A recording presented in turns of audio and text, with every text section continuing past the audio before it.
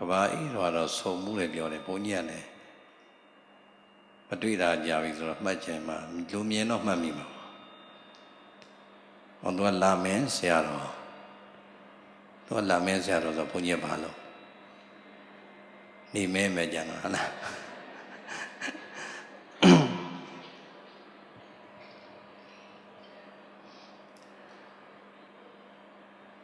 Dia posan de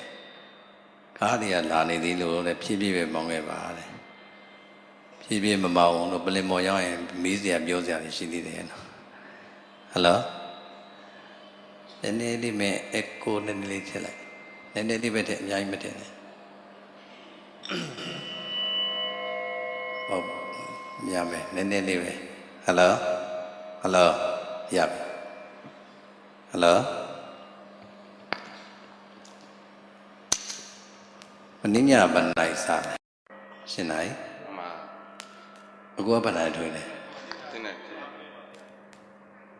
Kenyaru ni tu ni engkau me.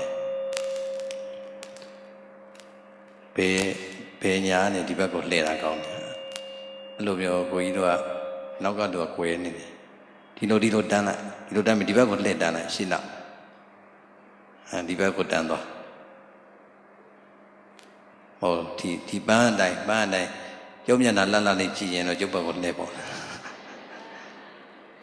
Sinau le elu le tanah. Apa kali elu tanah? Kami ada berita ko, naga berita ko jauh ni poin ada lu cuma sana. Kina demo lah. Tidak, amnya nari balu ni sana. Hello. Mấy mai này về Hồ Chí Minh qua, phố mai đó bà này,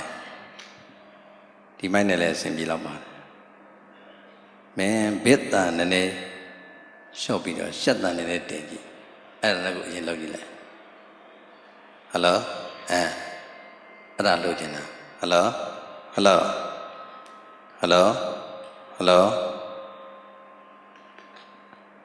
anh đây đi về thảo lại đó nó. Nhìn mà là nhìn nhiều là hello biết cô mất tiền này biết cô bị mất tiền này biết cô bị mất tiền này sẽ biết chỉ biết lo gì mà lo nữa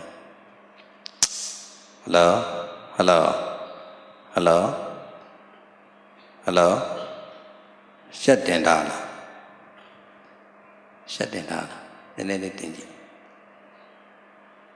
hello Indo zura shadda ne magao ma phedda ne magao hello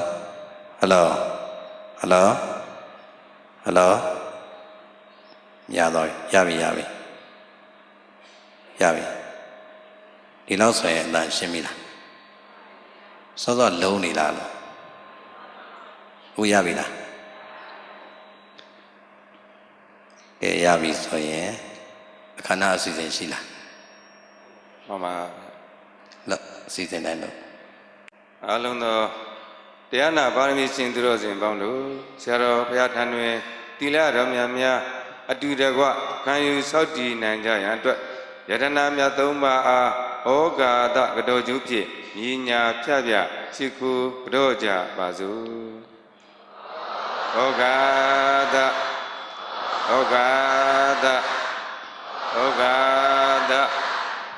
ကာယကံဝစီကံမနောကံဒီဟုသောကံသုံးပါးတို့ဖြင့်သဗ္ဗဒေါသခတ်သိမ်းကုန်သောအဖြစ်တို့ကိုရောက်ပါစီခြင်းအကျိုးငါပတ္တမဒုတိယတာတိယတစ်ကြိမ်နှစ်ကြိမ်သုံးကြိမ်မြောက်အောင်ဘုရားယတနာတရားယတနာသံဃာယတနာမြတ်သုံးပါးတို့ကိုအယူအသိအလေးအမြတ်လက်ဆုံးမိုး၍စိတ်ကိုပူဇော်ဘုမြောမှန်လျှော့ကြောပါဤရှင်ဘုရား လောကသုံးပါး၌ရှိကြကုန်သောလူနာမြတ်မှာတတ္တဝါပေါင်းတို့ထံလွန်ကဲထွန်းမြတ်သောသီလကို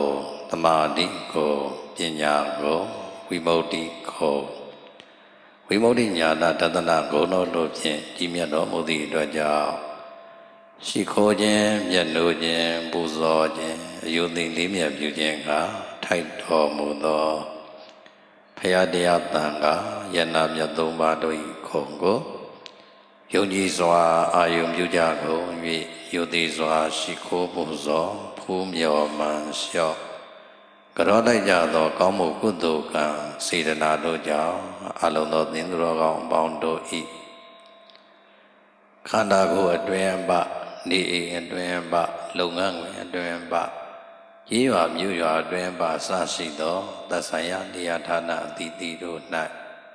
အလိုမရှိကြမနစ်သက်ကြကုန်သောမကောင်းသောဘေးခတ်သိမ်းရန်ခတ်သိမ်းအန္တရာယ်ခတ်သိမ်းကြောင်းကြခတ်သိမ်းစိုးရိမ်ခတ်သိမ်းဘူပန်ခတ်သိမ်းယောဂဗျာနှောက်ယှက်ခတ်သိမ်းတို့သည်မတွေ့ရမကြုံရမကြားရမပြောရမဆိုရမမြင်ရပဲနေ့စဉ်နေ့တိုင်းလောကီလောကုတ္တရာကောင်းကျိုးချမ်းသာကျက်သည်မင်္ဂလာတရားများသာဒုဘွားပြည့်စုံရရှိကြကုန်သည်ဖြစ်၍ကျမ်းမာမာချမ်းချမ်းသာသာပြည့်ပြည့်စုံစုံအနှောင်ဖွဲ့ကင်းကင်းဖြင့်လောကနဲ့သာသနာကိုလည်းစောင့်ရှောက်နိုင်တဲ့ပုဂ္ဂိုလ်တွေဖြစ်ကြပါစေမိမိကိုယ်တိုင်လည်းပဲတရားဓမ္မများနဲ့စောင့်ရှောက်ခွင့်ရကြ၍ဤကြသောတရားအစစ်ကိုဒီဘဝမှာပဲရကြသိကြပြီလျင်နိဗ္ဗာန်ချမ်းသာကိုလည်းပဲလွယ်လွယ်ကူကူမျက်မှောက်ပြုနိုင်တဲ့သူတော်ကောင်းတွေဖြစ်ကြပါစေ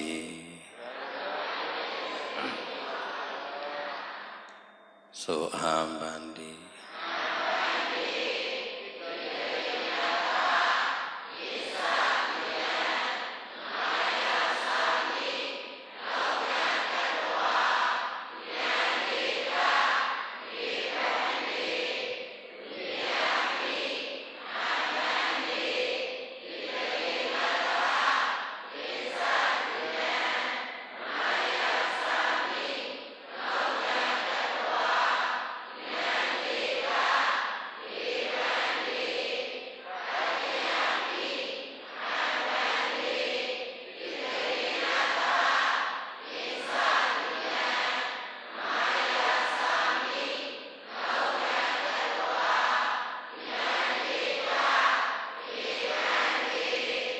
ယမဝဒာမိတံဝတိထ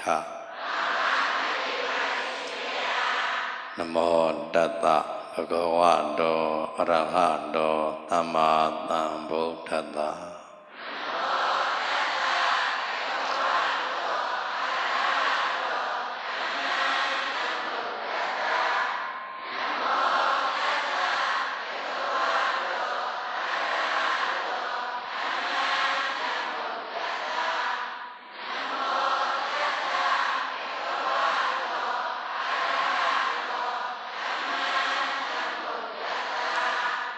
ဗုဒ္ဓံတရဏံကိစ္ဆာမိဓမ္မံတရဏံကိစ္ဆာမိသံဃံတရဏံကိစ္ဆာမိ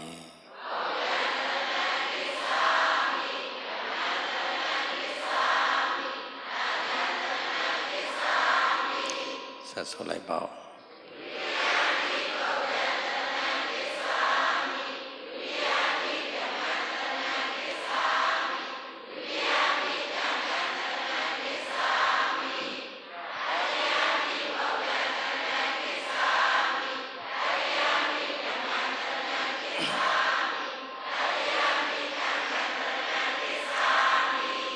တိတရဏကမနံပရိပောနံ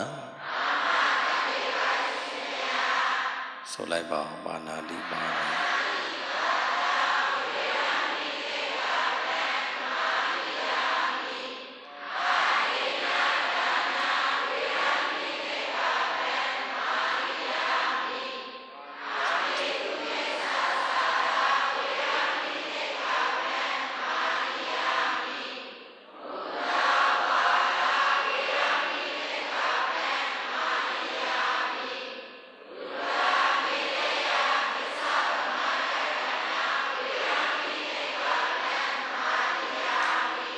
idhami ponya adawakaya waha hodu idhami tila nibbanatta pisayo hodu Titrani nadaha pinsingka nisa karudama tila badukan kadawa dhamma abama dina tambadita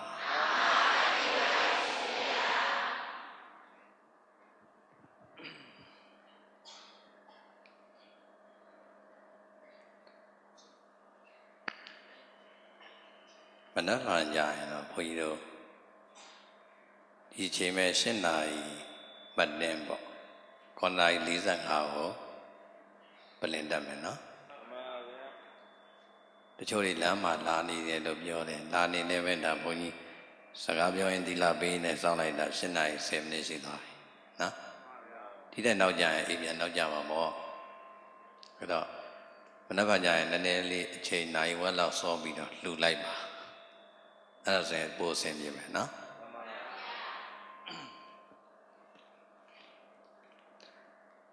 Tanya ya am. Ini tadana ro ne 2556 ခုနှစ်လူတော်ဟာကောဇာတက္ကရာ1384ခုနှစ်တဘိုရဲလဆန်း4ရက်ခရစ်နှစ်2013ခုနှစ်2လပိုင်း14ရက်နေ့ညချမ်းချိန်မွန်ပြည်နယ်မုဒုံမြို့မင်းတန်းရဲ့ဘိုးချုပ်လန်းမြို့တော်ခမ်းမမှာဆင်ကျင်းပပူဇော်သောဓမ္မသဘင်ဝယ်ယနေ့ညဓမ္မဒါနမတ္တိလူရှင်များဖြစ်ကြကုန်သော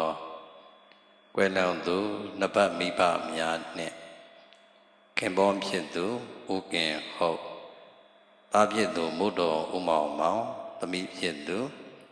မချူချိုမြင့်တို့အားရည်စူး၍မေတော်ကြီးတော်ဘွားစိန်နှင့်သာသမီမြေမြင့်များကမတ္တိဆင်ကျင်းပ၍နေနေရမှတရားတော်နာကြောင်းလာကြကုန်သောဓမ္မဆွေတော်မျိုးတော်ပုဂ္ဂိုလ်ပေါင်းသူတော်ကောင်းတို့ပေါင်းစုညီညာဆင်ကျင်းပပူဇော်သောသရုဒ္ဓအချိန်ဓမ္မဂုံကြီးဓမ္မသဘင်ဝယ်ဟောကြားအပ်သောဘုရားရှင်တော်မြတ်ဟောကြားတော်မူခဲ့သောထိုလိုပါဠိတော်များမှ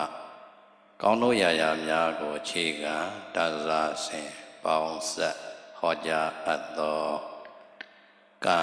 စွမ်းအားတရားတော်ပြိဿိပါတရားကံစွမ်းအားတရားတော်လို့တရားတော်ကိုဒီလိုပဲလွယ်လွယ်မှတ်ပါဒါကြောင့်ကံစွမ်းအားလို့အမည်ပေးတဲ့ဒီဓမ္မတရားတော်မြတ်ကိုမဟောကြားမီမနာကြားမီတရားတော်ရဲ့ပိုင်ရှင်ဖြစ်တော်မူသောဘုရားရှင်ကိုယ်တော်မြတ်ကြီးရဲ့ဂုဏ်တော်တရားတော်မြတ်ရဲ့ဂုဏ်တော်သံဃာတော်မြတ်တို့ရဲ့ဂုဏ်တော်များကိုတည်ကျိုးဖွဲ့ဆိုထားတဲ့ကာရတော်မြတ်ကိုရွတ်ဆိုပူဇော်ပြီးတော့ဘုန်းကြီးတို့ဓမ္မသဘင်ဖွင့်ပါမယ်အလုံးသောဓမ္မဆွေတော်မျိုးတော်ပုဂ္ဂိုလ်ပေါင်းသူတော်ကောင်းတို့ကလည်းပဲလက်အုပ်လေးတွေချီမြတ်လွှာလေးတွေချတရားနာနေတဲ့အချိန်မှာတယ်လီဖုန်းများကိုပိတ်ထားပြီးတော့ငြိမ်ငြိမ်သက်သက်နာကြပူဇော်ကြရအောင်ဘုန်းကြီးတို့ဘုရားရှိခိုးကာလရွတ်တိုင်းရွတ်တိုင်းဖြည်းဖြည်းလေးလေးရွတ်ဆိုပူဇော်ပေးပါတယ်အဲ့ဒါဘာကြီးရလဲဆိုရင်တို့ဓမ္မဆွေတော်မျိုးတော်များလည်းပဲဘုန်းကြီးတို့ရွတ်ဆိုနေတဲ့ဂုဏ်တော်များကိုအတူတူအာယုံပြုပြီးတော့အတူတူပူဇော်လို့ရအောင်ဖြစ်ပါတယ်ဒါကြောင့်အလုံးအာယုံတစ်ပါးကိုစိတ်မသွားဘဲနဲ့တရားလေးအာယုံပြုကြရအောင်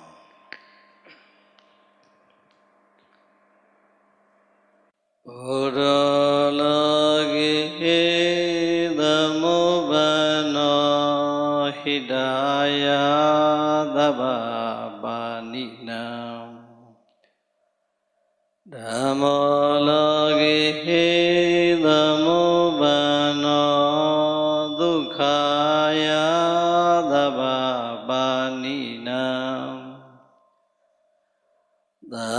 Dalogi Namubano Bonya Kita Anudara Idina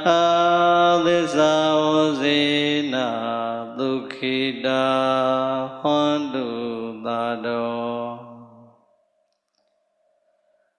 Bodo Arandasu Daya Bugai Donai Mamye Korama Pyasin Goramya Jidi Tava Banina Khadimya Swadadavadui Hidaya Logi Logodara Navyado Azi Abwa Alunga Logi Lubina Logada Adwenai Tamobano Goswamadwi Buen Tombo Bogdo Mulawavi Damo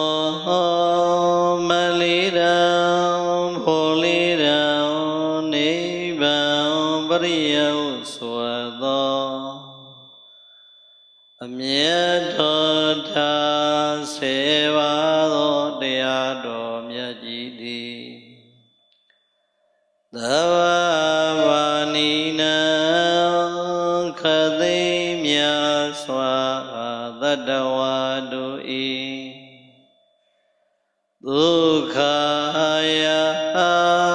Gochanda Voyam Seichanda Voyam Diva Chanda Voyam Bhavadandara Chanda Voyam Alunga Logi Lubinaya Logada Adwenai Tamobano Goswamadwi Buen Tombo Bogdo Mulawavi Tango Makadaliyao Paladaliyao Swado Shiyado Ariya Dangaro Myanindagawa Yakulashi Tembo Dangaro Ashimya Boundu Di Dava Banina Kadimya Swadadavadui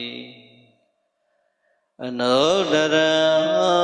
Adumasi Myala Swado Bonya Keda Gamu Myuru Sai Byu Jaya Lea Migao Jita Pwe Logi Lubina Ya Logada Adwena Tamobano Goswamadwi Buen Tombo Bogdo Mulawavi Idina Disavazina Idonodam Hodo Bian Yui Homa Swabyo Soyado Banama Disa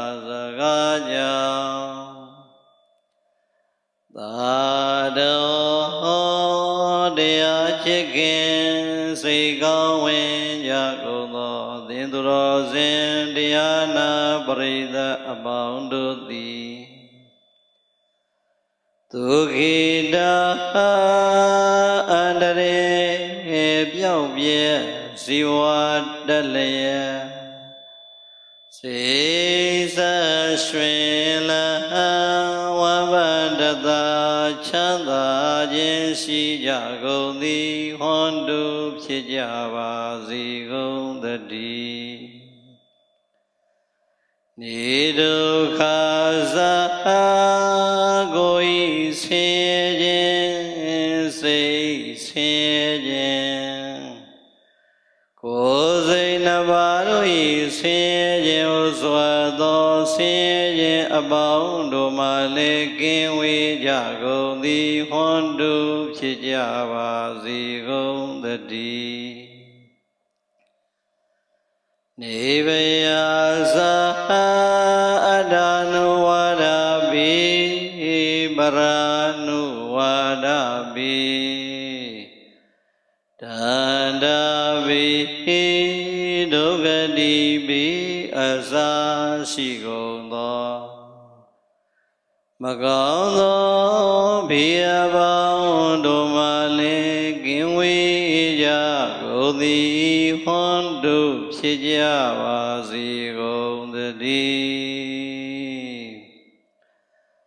နေသောကာသ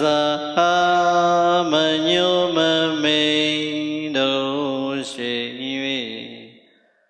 ဆိုရိမနောကြောင့်ကြပူဆွေးငိုကြွေးခြင်းတို့မှလည်းကင်းဝေးကြကုန်သည်ဟွန်တုဖြစ်ကြပါစေကုန်သတည်းဟွန်တု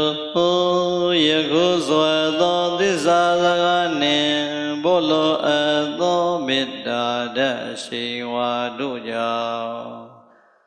အချိန်မကြာကိုယ်စီကိုယ်ငါဖြစ်တော်မူနိုင်ကြပါစေကုန်သတည်း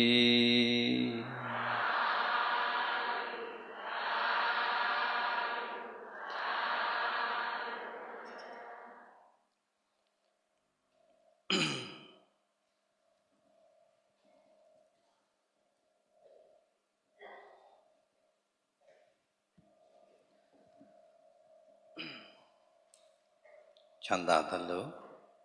တတ်တာသလိုထိုင်ပြီးတော့နားနိုင်ပါတယ်။ဒါကြီးနေနဲ့ကျမ်းမာရေးနဲ့ညီအောင်ထိုင်နော်။ဘာတရားလဲ။ကံစွမ်းအားရော။ပုညံဝါဒုက္ခံဇနိတိအပုညံဒုက္ခံဇနိတိဒသမပုညံဝကာတပံအပုညံနသကာတပံပုညံဝဒုက္ခံဇနိတိအပုညံဒုက္ခံဇနိတိဒသမပုညံဝကာတပံအပုညံနသကာတပံဘေကဝေပရိသတ်လေးပါးจิตသာจิตသမီးတို့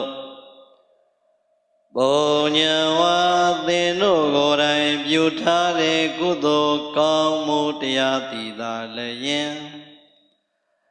ဒုက္ခ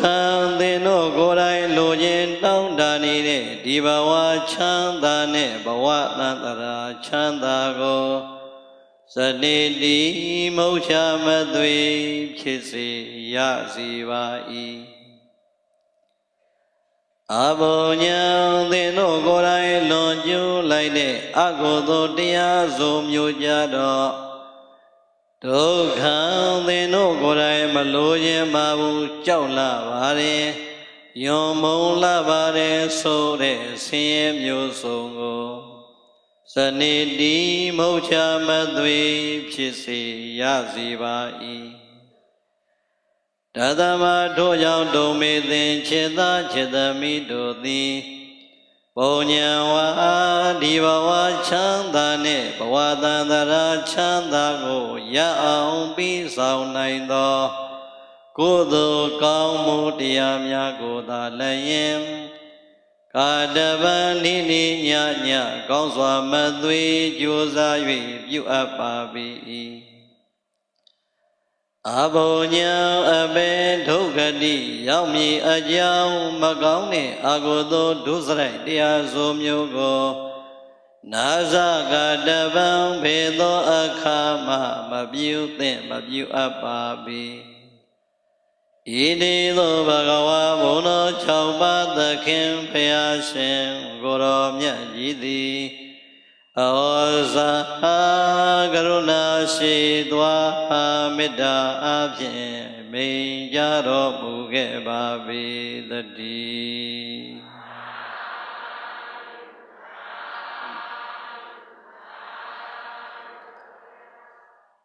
ဘုံညံဝါဒုက္ခံ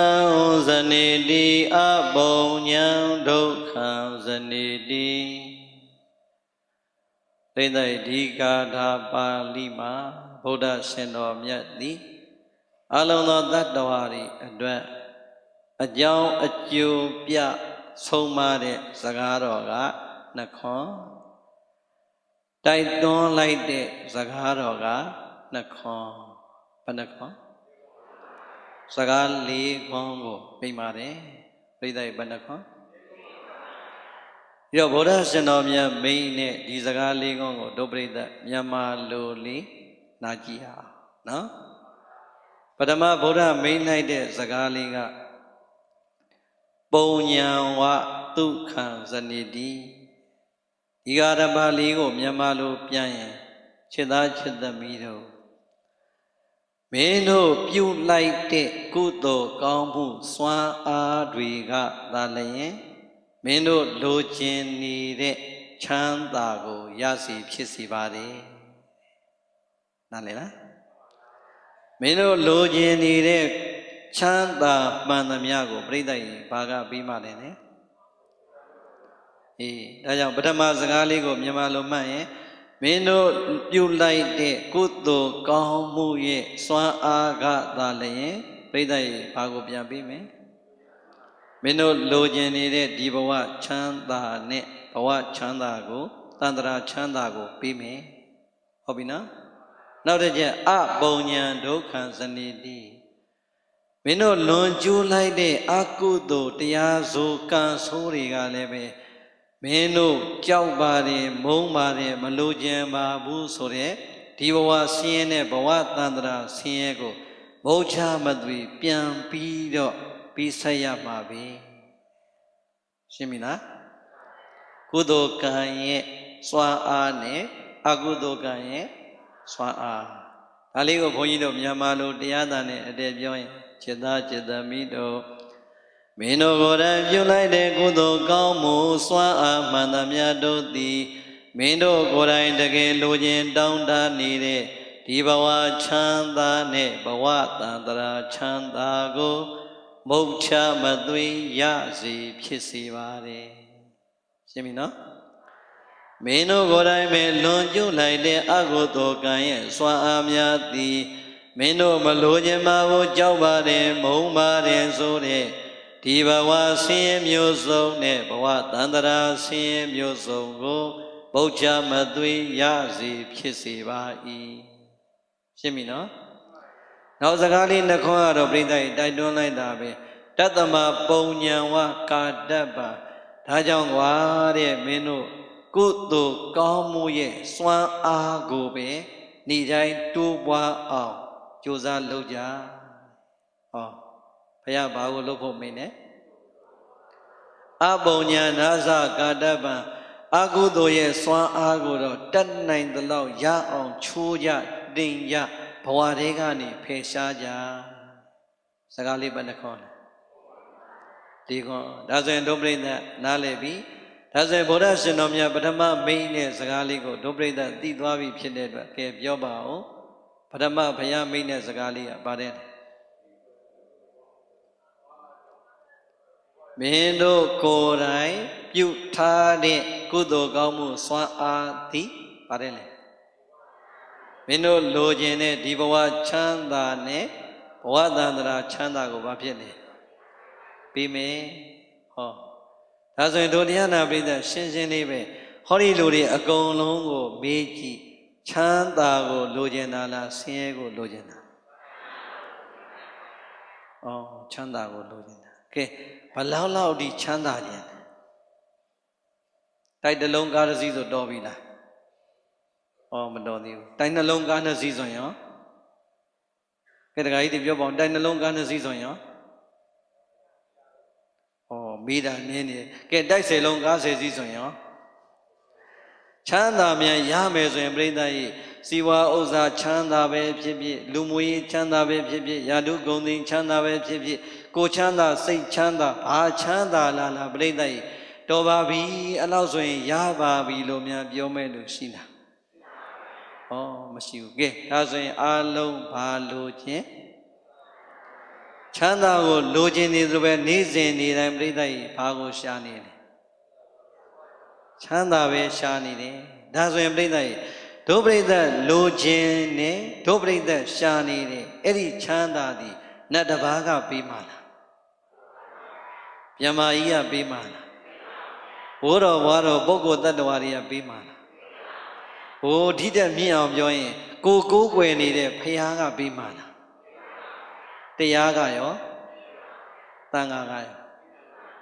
ဘာကပေးမှဖရာတရားသံဃာသည်ချမ်းသာနိုင်တဲ့လမ်းကြောင်းတွေအကျင့်ကောင်းတွေကိုပဲပြတယ်ငါကိုယ်ကွယ်အဲ့ဒါတွေရစီလို့ဖရာပေးလားတရားရောပေးလားသံဃာရောပေးလား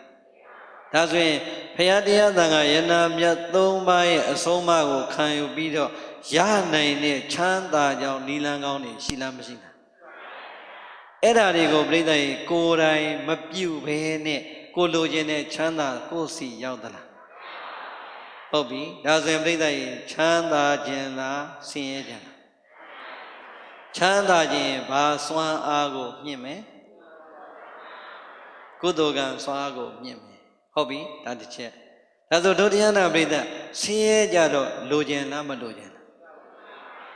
သို့တော့အခုဒီလူတွေဆင်းရဲနဲ့ကြုံနေတာများလားချမ်းသာနဲ့ကြုံနေတာများလား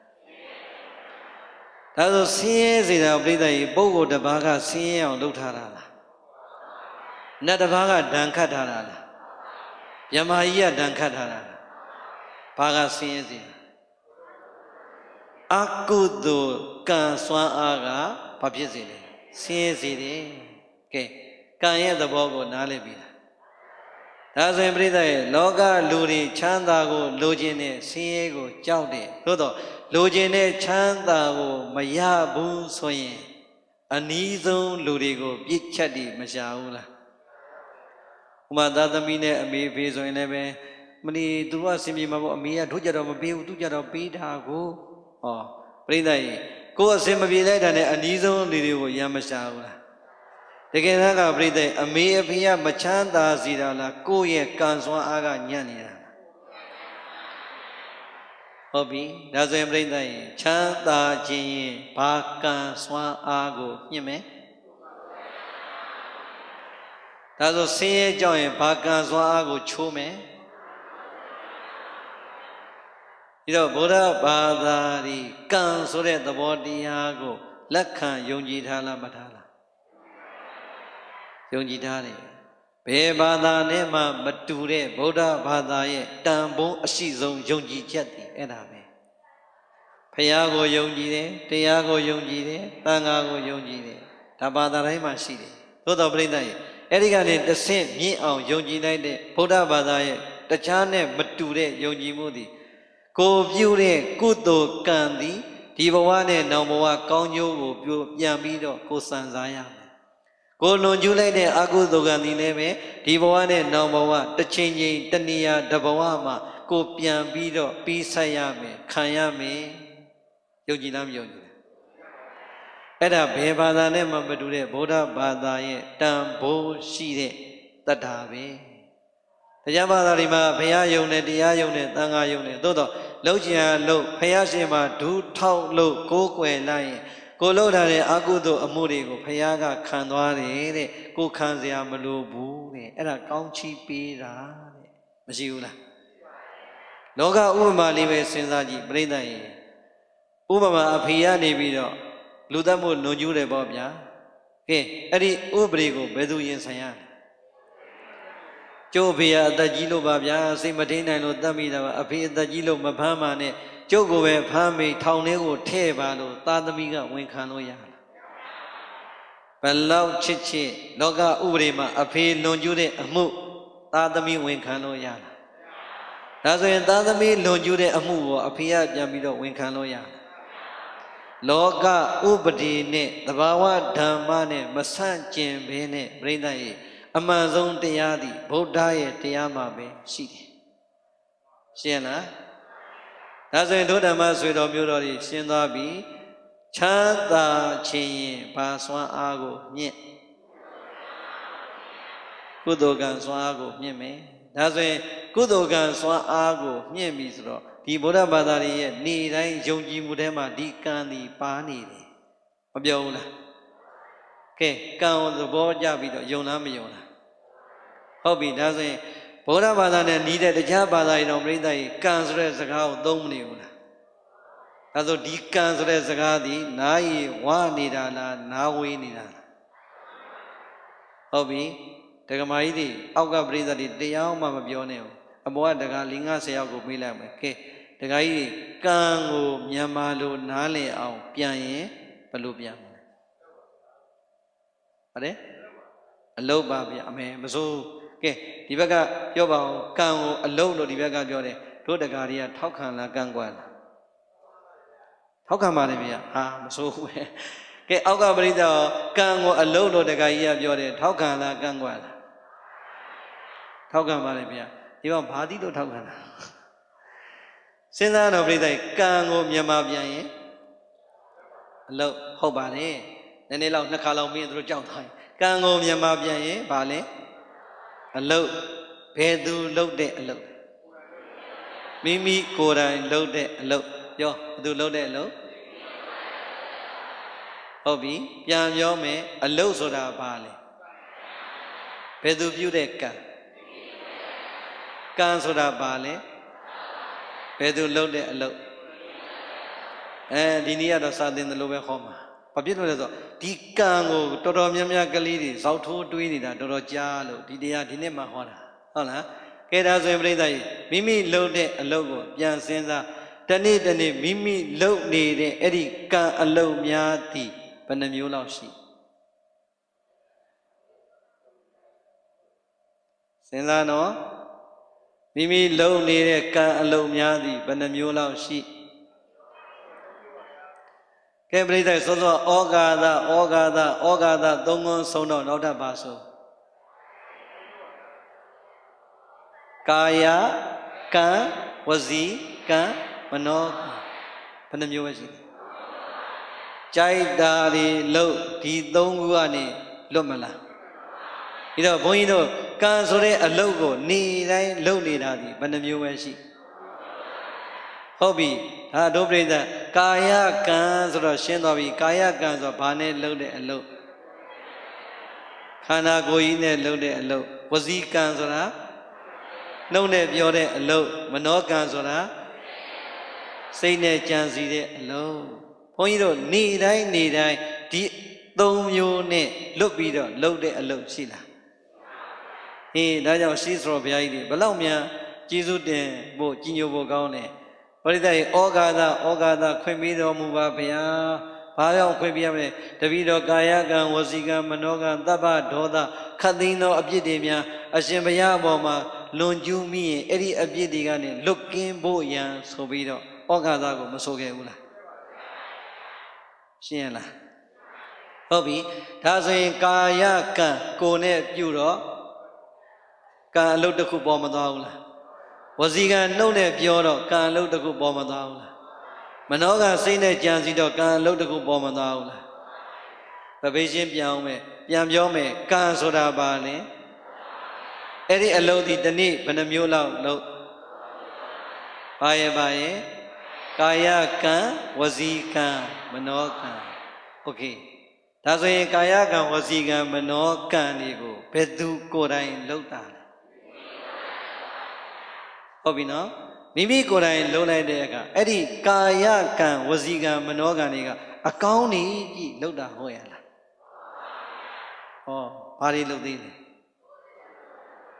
အဆိုးတွေလည်းလုပ်သေးတယ်ကဲဒါဆိုရင်အကောင်းတွေကိုကာယကံနဲ့လုပ်မယ်ဝစီကံနဲ့ပြောပြီးတော့လုပ်မယ်မနောကံနဲ့ကြံစီပြီးတော့လုပ်မယ်ဆိုတော့ပြိဿကြီးအကောင်းတွေကိုလုပ်တော့ဘာကံဖြစ်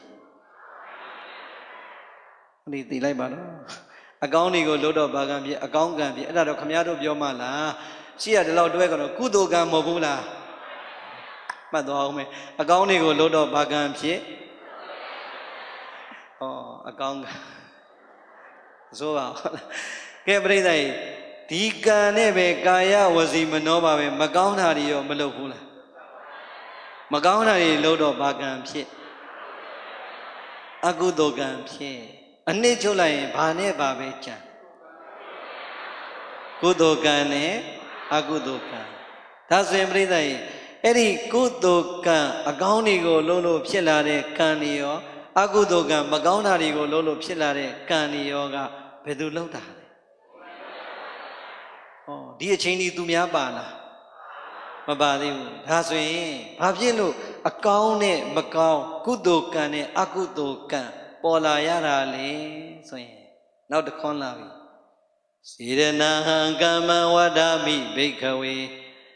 ဘေကဝေจิตသားจิตသမီးတို့အာငါဘုရားရှင်ကိုရောမြတ်ကြီးသည်စေရနာမင်းတို့ကိုယ်တိုင်ရှည်သွားပြဋ္ဌာန်းလိုက်တဲ့စေရနာဆိုတဲ့သဘောတရားလေးကိုကမ္မမင်းတို့ပြုလိုက်တဲ့ကံဟူ၍ဝါဒာမိငါဘုရားမိန့်ကြားတော်မူလိုက်ပါတယ်ဟောဘာဖြစ်လို့အဲ့ဒီမကောင်းကံနဲ့အကောင်းကံတွေဖြစ်လာတာလဲဆိုရင်တို့ပြိဿဒီကံတွေကိုမပြုခင်မပြောခင်မစင်စားခင်ကိုယ်စိတ်ရှိသွားစေတနာလေးရှိလားမရှိလားဒီစိတ်စေတနာလေးဒီပဲပြိဿကြီးကံမြောက်သွားတာပဲဘာမြောက်သွားဥမာပေါ်ဒုပရိသတ်အခုတရားမွဲလာတာလားဆက်ပွဲလာတာဩတယောက်ယောက်ကဆူငေါက်ပြီးတော့လွတ်လိုက်တာလားဘယ်သူလာတာပရိသတ်ဟောဒီတရားမွဲမလာခင်တည်းကဒီမှာဆိုင်းမို့ကြီးကြော်ညာမထားဘူးလားမလီတို့မူတော်ကဘုန်းကြီးလည်းပါတယ်ဟဲ့ရန်ကုန်ကမေစီမဂုံကြီးဆရာတော်လည်းပါတယ်ဟဲ့အမလီ73 14 15ဓမ္မသဘင်နဲ့အမေစိန်တို့မိသားစုကပဲလှုပ်တာအရက်ထဲမှာမပြောဘူးလားကဲအဲ့ဒီအချိန်တည်းကပြိဿကြီးဒီရက်သိပြီဆိုတော့ဒီကနေ့တရားနာရမယ်ရက်ရောက်ပြီဆိုတော့ဒုပရိသတ်ရဲ့စိတ်ထဲမှာစေတနာလေးကတရားနာခြင်းစိတ်ပေါ်လားမပေါ်လားတရားနာခြင်းနဲ့စေတနာစိတ်ကလေးတည်ရှိလားမရှိလားတရားနာခြင်းနဲ့စေတနာစိတ်ကလေးရှိလို့ပြိဿရဲ့ယောဂီရောင်လေးဟောယောဂီတပတ်လေးတင်ပြီးတော့အိမ်ကနေကိုယ်တိုင်ထွက်လာလိုက်တာလှမ်းလာသမျှခြေလှမ်းများသည်ဘသူခြေလှမ်းအဲ့တော့ဘာကံဖြစ်သွားလဲကုသိုလ်ကံထဲမှာကာယကံပါမသွားဘူးလားကာယကိုယ်ခန္ဓာကိုယ်ကြီးနဲ့ကိုယ်တိုင်ကြွလှမ်းလာကားစီးလာရင်လာမယ်ကိုယ်တိုင်ရောက်အောင်မလာဘဲနဲ့ဒီနေရာရောက်မလားဟောကာယကံကုသိုလ်စိတ်လေးရှေ့သွားပြီးတော့လာလိုက်တော့အဲ့ဒီကာယကံဒီဘာကံဖြစ်သွားလဲကုသိုလ်ကံဖြစ်သွားတယ်ဟုတ်ပြီလားအခုဒီနေရာတော့ဩဃာသဆိုတယ်ပြီးတော့၅ပါးသီလခံတယ်ကိုယ်နှုတ်နဲ့မဆိုဘူးလားဒီနှုတ်နဲ့လုံလိုက်တော့ပြိဿကြီးဘာကုသိုလ်ကံဖြစ်ဝစီကုသိုလ်ကံမဖြစ်ဘူးလား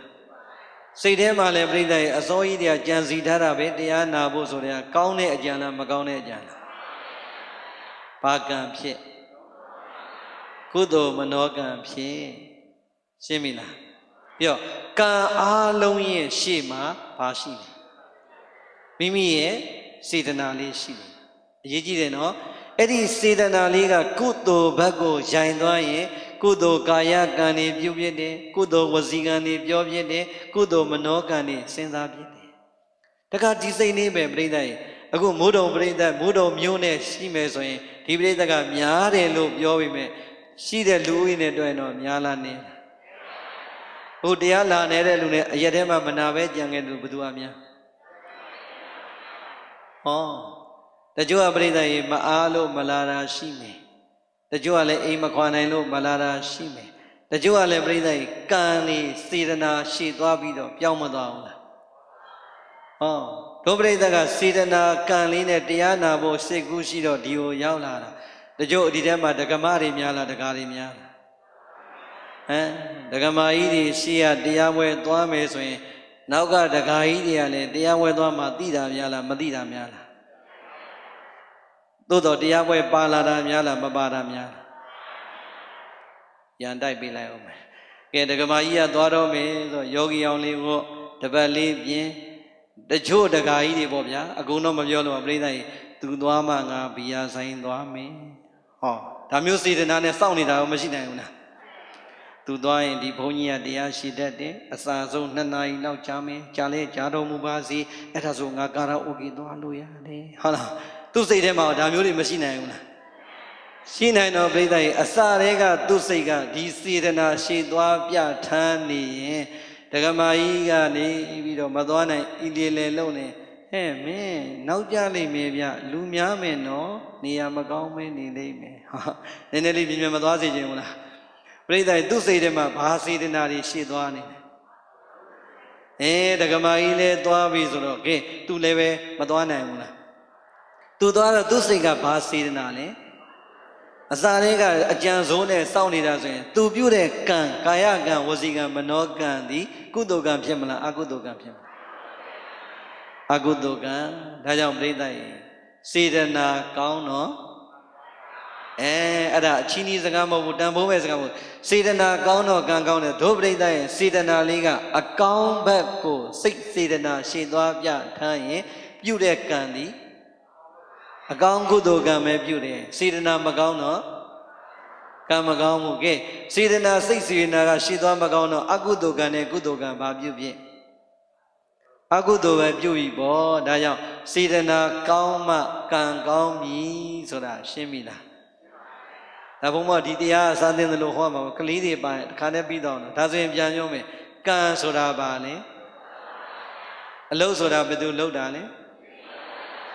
မိမိကိုယ်တိုင်လုပ်တော့တနေ့တနေ့ဘယ်နှမျိုးနဲ့လုပ်နေလဲဘာတွေကာယကံဝစီကံ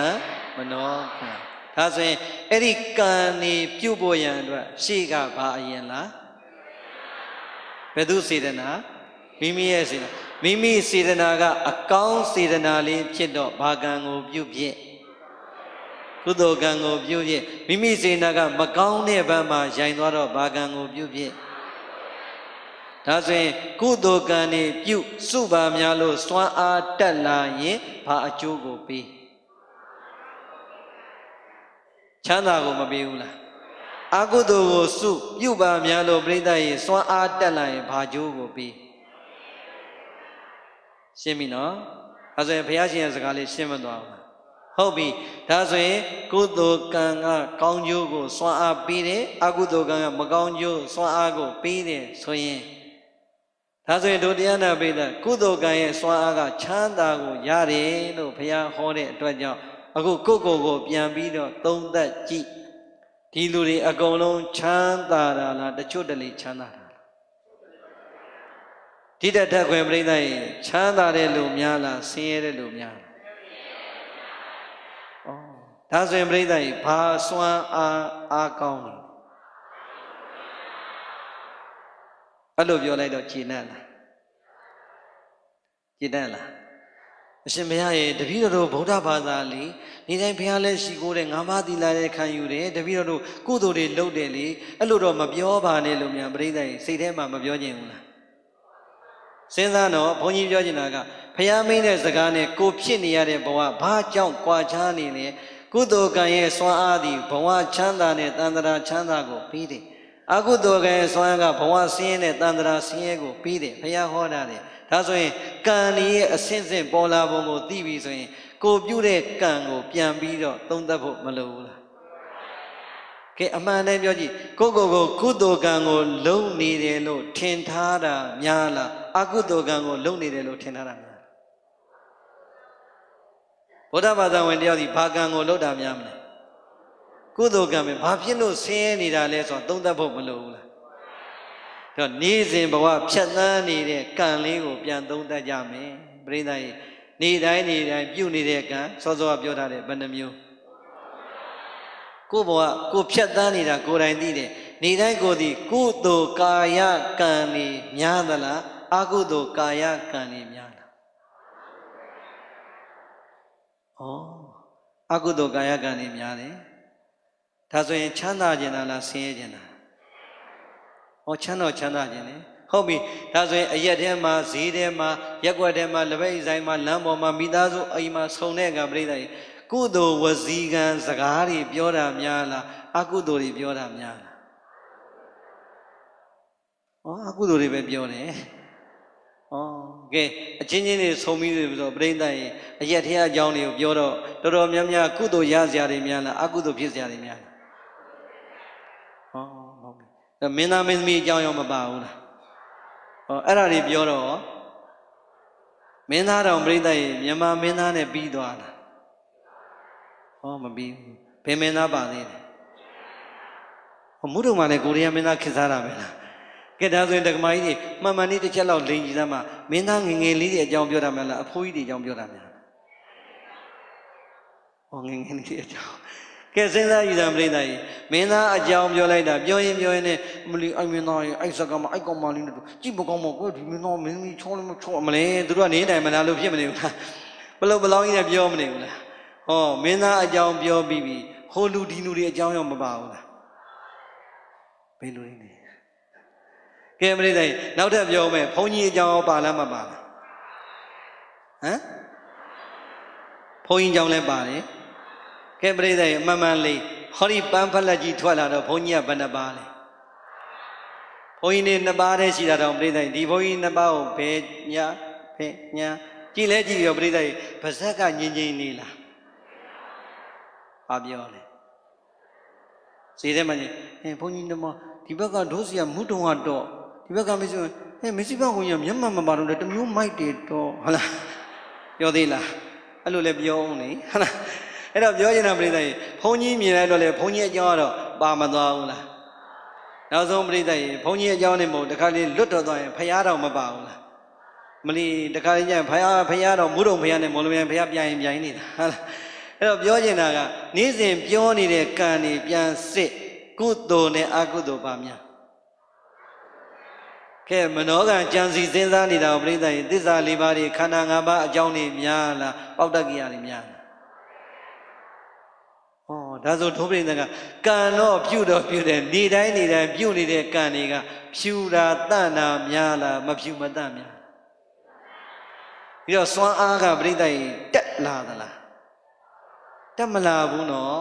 အဲ့တော့ဘုန်းကြီးပြောချင်တာကအဲ့ဒါပဲအခုလူတွေရဲ့မကြည်နဲ့ချက်တခုဘာပြောနေလဲဆိုရင်အရှင်ဘုရားရဲ့အရှင်ဘုရားတို့ပဲကုသိုလ်ကံရဲ့စွမ်းအားကဒီဘဝချမ်းသာနဲ့ဘဝတန်ត្រာချမ်းသာကိုပြီးတယ်အကုသိုလ်ကံရဲ့စွမ်းအားကဒီဘဝဆင်းရဲနဲ့ဘဝတန်ត្រာဆင်းရဲကိုပြီးတယ်လို့ပြောတယ်တဲ့မလီတပည့်တော်တို့ပြနေတိုင်းကုသိုလ်ကံတွေကိုမြင့်မမလီအမြဲတမ်းသီလလည်းဖြူအောင်စောင့်နေလူရတန်းတာတွေလည်းလုပ်တယ်တပည့်တော်တို့ဒီလိုလုံးနေတော့ဘာမှဖြစ်မလာဘူးတဲ့ဟိုလူတွေများတဲ့ကုသိုလ်ကံနေတာလှုပ်လိုက်တာဖယားဆိုလည်းမချမ်းတရားဆိုလည်းမချမ်းဘုန်းကြီးဆိုလည်းအကုန်လုံးဟုတ်လားမဟုတ်လားသူတို့ပြောတာနော်နောက်ဆုံးဘုံဘုံရဲ့တဲ့သားသက်ငါးသက်နွားသက်နေတဲ့လူတွေတိုက်နဲ့ကားနဲ့တယ်လီဖုန်းတွေများချိတ်ထားလိုက်တာလက်ပြပုံ9လုံးလောက်ခါချိတ်ထားသလိုပဲမပြောဘူးလားအဲ့ဒါအရှင်ဘုရားတို့ပြောတော့အာကုသိုလ်ကံကဒီဘဝဆင်းရဲတဲ့ဘဝတန်ត្រာဆင်းရဲကိုပြီးတယ်ဆိုတဲ့ဘာဖြစ်လို့သူတို့မပြီးဘဲနဲ့တပည့်တော်တွေကုသိုလ်ကံဆိုတာဘာလို့ချမ်းသာမပြီးတာလဲတဲ့ကဲပရိသတ်ကံကိုမကျေနပ်တဲ့လူတွေမပေါ်ဘူးလားကဲအမှန်တမ်းပြောကြည့်ကိုကအဲ့ထဲမှာပါလားမပါကိုတော့ပရိသတ်ကြည့်လိုက်ရင်မလီငါတို့ကကုသိုလ်ကံနဲ့နေတာသူတို့ကအကုသိုလ်ကံနဲ့နေတာတွေးပေမဲ့တော့ရွှေဆိုင်ကိုမသွားခင်ပြိဿရေကိုရွှေကိုကြည့်ပြီးပဲရည်16ပဲရည်လို့တွက်တာများလား14ပဲရည်တွက်တာများလားအပြည့်16ပဲအပြည့်ပဲပရိသရာကမှတ်ကြောက်တင်လိုက်တော့ကိုပဲရည်ကဘယ်လောက်ကျန်73ပဲရည်ကိုမရှိချင်တော့လားအေးကိုတော့ပြိဿရေကံအကောင်းတွေလုံနေတယ်လို့ထင်တာပဲသို့တော်ပြိဿရေကံတွေကမဖြူတဲ့ကံတွေလည်းပါတယ်ဖြူတဲ့ကံတွေလည်းပါတယ်အဲ့တော့ဘုန်းကြီးပြောချင်တာကလူတော်များများကပြစ္ဆုတ်ပံပြုတ်နေတဲ့ကံကိုပဲအာယုံပြုပြီးတော့ချမ်းသာဆင်းရဲပေါ်မှာမျက်စိလည်နေတတ်ပါတယ်ပြီးတော့ဘုန်းကြီးတို့ဒါလေးပြောချင်တာဒုပရိသတ်ကို အကုသိုလ်ကံနေပြုတ်နေတဲ့ကုသိုလ်ကံကိုပြုတ်နေတယ်လို့မပြောလို့ပါဘူးမဖြစ်လို့လဲဆိုဗုဒ္ဓဘာသာဝင်သူတော်စင်တော်တော်များများတော့တခြားဘာသာနဲ့စာရင်တော့ကုသိုလ်ကံကိုပြုတာများလားမပြုတာပြုတာများနေပြိဿတခြားဘာသာတွေနဲ့စာရင်တော့တကယ်ပဲကျွတ်လို့ဒီမိစ္ဆာတရားအားမကောင်းကံကြီးကောင်းတာလည်းကောင်းတာကောင်းရတယ်ဒါဆိုရင်ပြိဿကုသိုလ်ကံကောင်းတွေကိုဖြည့်ကျင့်နေပါလေကျူတာမကျူတာတော့ရောနေနေတယ်။ဘာဖြစ်လို့ဒီလူတွေကတော့ဆင်းရဲပြီးတော့အကုသိုလ်ကံတွေကိုပြုပေါ်နေပြီးလုပ်နေပြီးတော့ဒီလူတွေအားကြောင့်ချမ်းသာနေတာလေဆိုတာကိုတန်တရားဒီကနေ့ပေပြောက်ပါ။ဘာကြောင့်လို့ဘုန်းကြီးတို့ပေပြောက်ခိုင်းတာလဲဆိုရင်ဟုတ်ပြီ။ဘုန်းကြီးတို့ကံနဲ့ကံရဲ့အကျိုးကိုယုံကြည်တယ်ဆိုတာဒီဘဝကံတစ်မျိုးတည်းနဲ့လုံလောက်ပါမလားဘုန်းကြီးတို့ဒီကနေ့ဒီဘဝမှာပြုတ်နေတဲ့ကံများသည်ကုသိုလ်ကံပဲလှုပ်အကုသိုလ်ကံပဲလှုပ်ဒီကံရဲ့စွမ်းအားသည်ဒီဘဝမှာနိဗ္ဗာန်ကိုရနိုင်တဲ့တရားမျိုးမရသေးဘူးဆိုရင်ပြိဿကြီးနိဗ္ဗာန်မရမခြင်းဘဝဆိုတာဘုန်းကြီးတို့ကုန်ပြီလားဒါဆိုရင်နိဗ္ဗာန်မရသေးရင်ဘုန်းကြီးတို့အားလုံးနောင်ဘဝဆိုတာရှိမရှိနောင်ဘဝရှိတယ်ဆိုရင်ပြိဿကြီးအဲ့ဒီနောင်ဘဝကိုဒီဘဝကပြုတ်လိုက်တဲ့ကံဒီအကြောင်းကံနေနဲ့ဖန်တီးမသွားဘူးလားဒါဗုဒ္ဓဘာသာရဲ့ကံကံရဲ့ယုံကြည်မှုပဲမို့လားဒီဘဝကိုပြုတ်တဲ့ကုသိုလ်ကံကောင်းရင်နောင်ဘဝကောင်းတဲ့ချမ်းသာတဲ့ဘဝကိုရမယ်ဒီဘဝကိုပြုတ်တဲ့ကံအကုသိုလ်ကံတွေပြုတ်မကောင်းတာတွေစုမိရင်ဘယ်ဘဝရောက်အပင်၄ပါးကိုမကြနိုင်ဘူးလားဒါကအနာဂတ်ဘဝနိဗ္ဗာန်မရမချင်းဘဝရှိအောင်မယ်လို့ယုံကြည်တဲ့ကံရဲ့စွမ်းဟုတ်ပြီဒါဆိုရင်ဘုန်းကြီးတို့ဒီဘဝမရောက်ခင်မှာအတိတ်ဘဝများစွာဆိုတာရှိနိုင်မရှိနိုင်အတိတ်ဘဝမရှိဘဲနဲ့ဒီဘဝလူဖြစ်ပါမလားမဖြစ်ဘူးဆိုတော့ယုံရဲ့လားကဲပရိသတ်ရေဘုန်းကြီးတို့အားလုံးဒီအတိတ်ကပြုခဲ့တဲ့ကုသိုလ်ကံထဲမှာလူဖြစ်နိုင်လောက်တဲ့ကုသိုလ်ကံတော့အကုန်လုံးပါမလာဘူးလားပါလာလို့အခုဘာဖြစ်နေโอเคနော်လူဖြစ်နေတယ်ဒါဆိုရင်လူဖြစ်နေတဲ့အခါကြည့်လိုက်ပြိဿကြီးကြံတဲ့နေရာကိုမကြည့်နဲ့ကို့မိသားစုဒီအမေဒီအဖေကမွေးတဲ့ဒီမိသားစုတွေအချင်းချင်းပဲကြည့်လိုက်သွေးအစစ်တွေဆိုတော်လဲပဲရုပ်ရည်အစင်တူသလားပညာတူသလားစီးပွားတူသလားယာတုဂုံသိတူသလားဟာပြိဿတူတာနဲ့မတူတာဘာတွေများမတူတာတွေများဒါတော့ပြိဿဒီတက်ကံညံ့ခဲ့ရင်လူဖြစ်ပေမဲ့မွေးကလေးကနားမကြားတဲ့ကလေးတွေမရှိဘူးလားမျက်စိမမြင်တာတွေချောအားနားမကြားရုံနဲ့ပြိဿပိုလီယိုဖြစ်လာတာတွေလူဖြစ်လောက်တဲ့ကံတော့မပါဘူးလားဖြစ်ပုံဖြစ်နည်းတူရဲ့လားအေးဘုန်းကြီးတို့ရိပ်သာမှာလေတရားလာအားထုတ်တဲ့ကလေးလေးသူကစကားမပြောတတ်ဘူးသို့တော့ဉာဏ်ရည်တော့ရှိတယ်ဉာဏ်ရည်ရှိတော့သူကလက်ဟန်ချင်ရတဲ့တခါတည်းပြောဆိုပြနောက်ဆုံးကွန်ပျူတာမှာသူရိုက်တတ်တယ်ရုပ်ရည်လေးကလေသိချစ်စရာကောင်းတဲ့ကလေးလေးပြိတ္တအခု12နှစ်13နှစ်အော်ရုပ်လေးနဲ့သူ့ရဲ့အကျိုးပေးရလဲကံမကောင်းလိုက်တာလို့ပြောချင်တာကအတိတ်ကကုသိုလ်ကံမှာလူဖြစ်လောက်တဲ့ကံတွေတူလို့လူဖြစ်လာတာတော့ဖြစ်ပုံဖြစ်နည်းတူရဲ့လားဟုတ်ပြီဒါဆိုရင်ဘာကခွဲလိုက်တာဘယ်တော့ကကံအတိတ်ဘဝတုန်းကကံ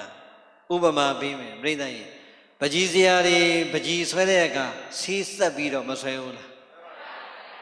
ဆေးဆက်လေးကိုကောင်းကောင်းအကောင်းစားဆေးဆက်လေးနဲ့ဆက်ပြီးတော့လူပုံစံဆွဲလိုက်ရင်အမျိုးသားပုံဆွဲဆွဲအမျိုးသမီးပုံဆွဲဆွဲလူပုံမထွက်ဘူးလားဆေးဆက်ကောင်းတဲ့အခါကျတော့ထွက်လာတဲ့ပုံဒီလှလှပနဲ့အယောင်လေးလက်မနေဘူးလားဟောဒီပကြီးစရာပဲပြိဿရေဒီစုတ်တန်နဲ့ဆွဲတာပဲဆေးဆက်ကိုအညံစားနဲ့ဆက်လိုက်တော့ပကြီးဆွဲအမျိုးသားပုံဆွဲဆွဲအမျိုးသမီးပုံဆွဲဆွဲလူပုံတော့မထွက်ဘူးလားထွက်လာတဲ့ပုံကစောစောဆေးဆက်ကောင်းတဲ့ပုံလို့ကြည့်လို့လှရဲ့လားအယောင်ထွက်ရဲ့လားအဲ့ဒါပဲလူဖြစ်လောက်တဲ့ကံပဲဘုန်းကြီးတို့တူခဲ့တာကြံတဲ့အရာများသည်အတိတ်ဘဝတုန်းကပကြီးဆရာရဲ့ဆေးဆက်လိုပဲ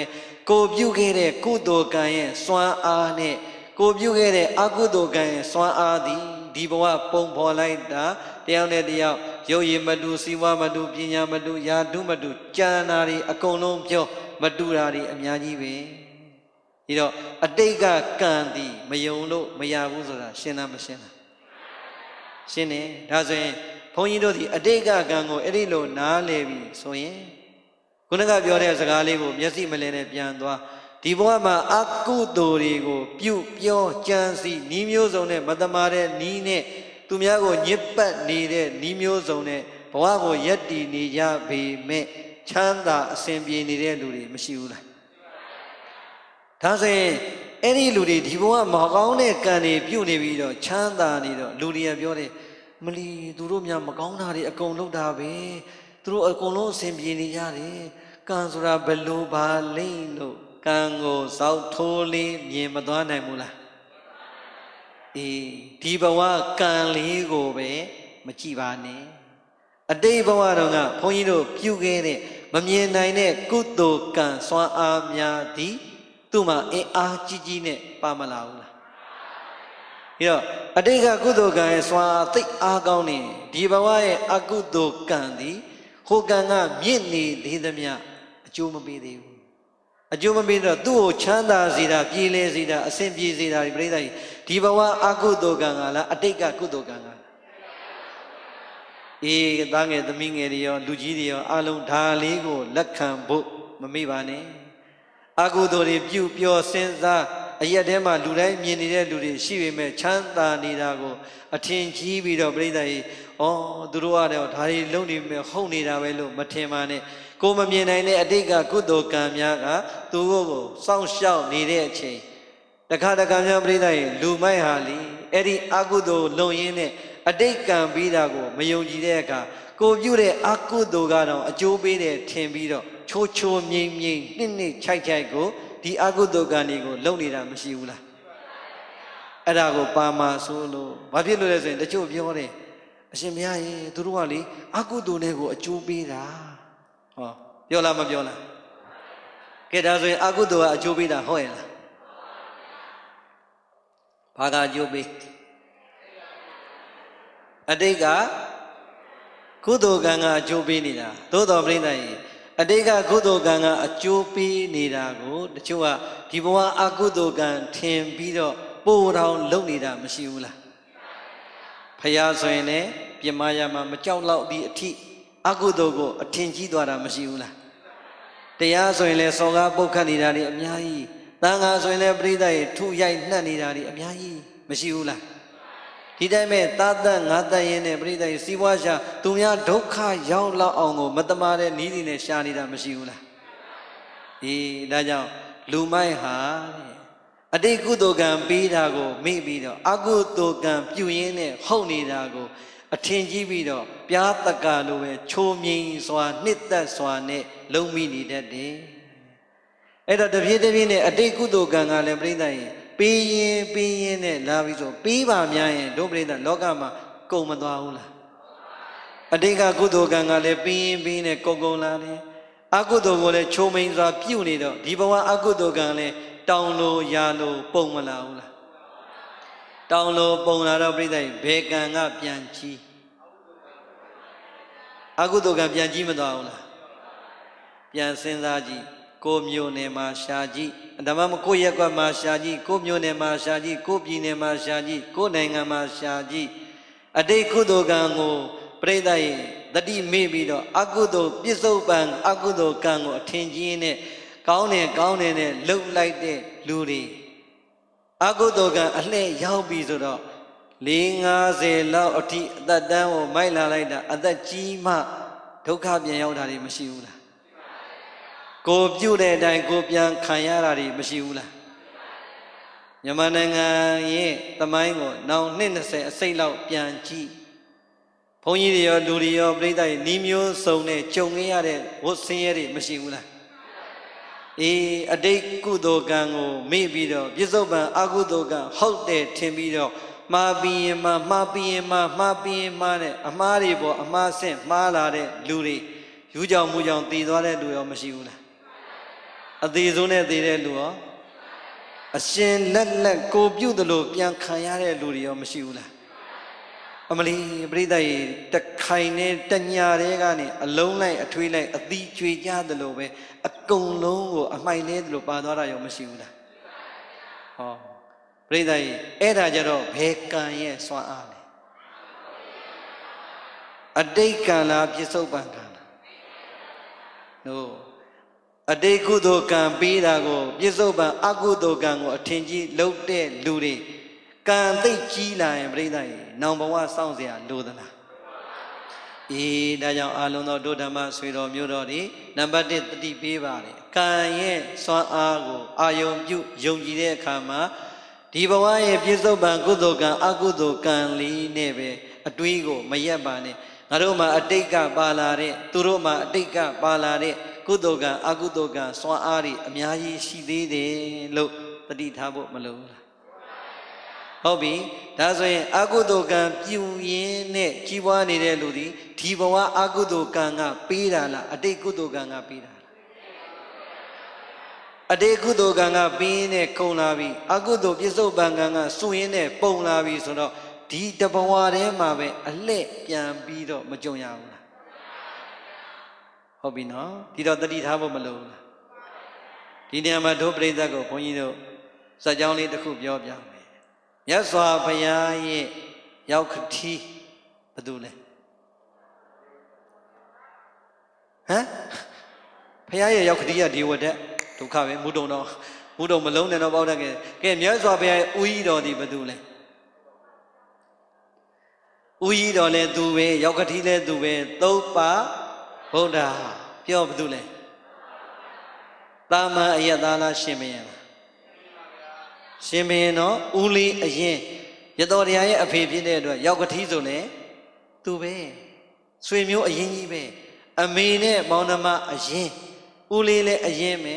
သမီးကိုပြန်လဲထိမ်းမြလက်တက်လိုက်တော့ရောက်ကတိနဲ့သူပဲသို့တော့သုဘဗုဒ္ဓသည်ပြိဿယဘယ်လိုမျိုးတည်သွားတာ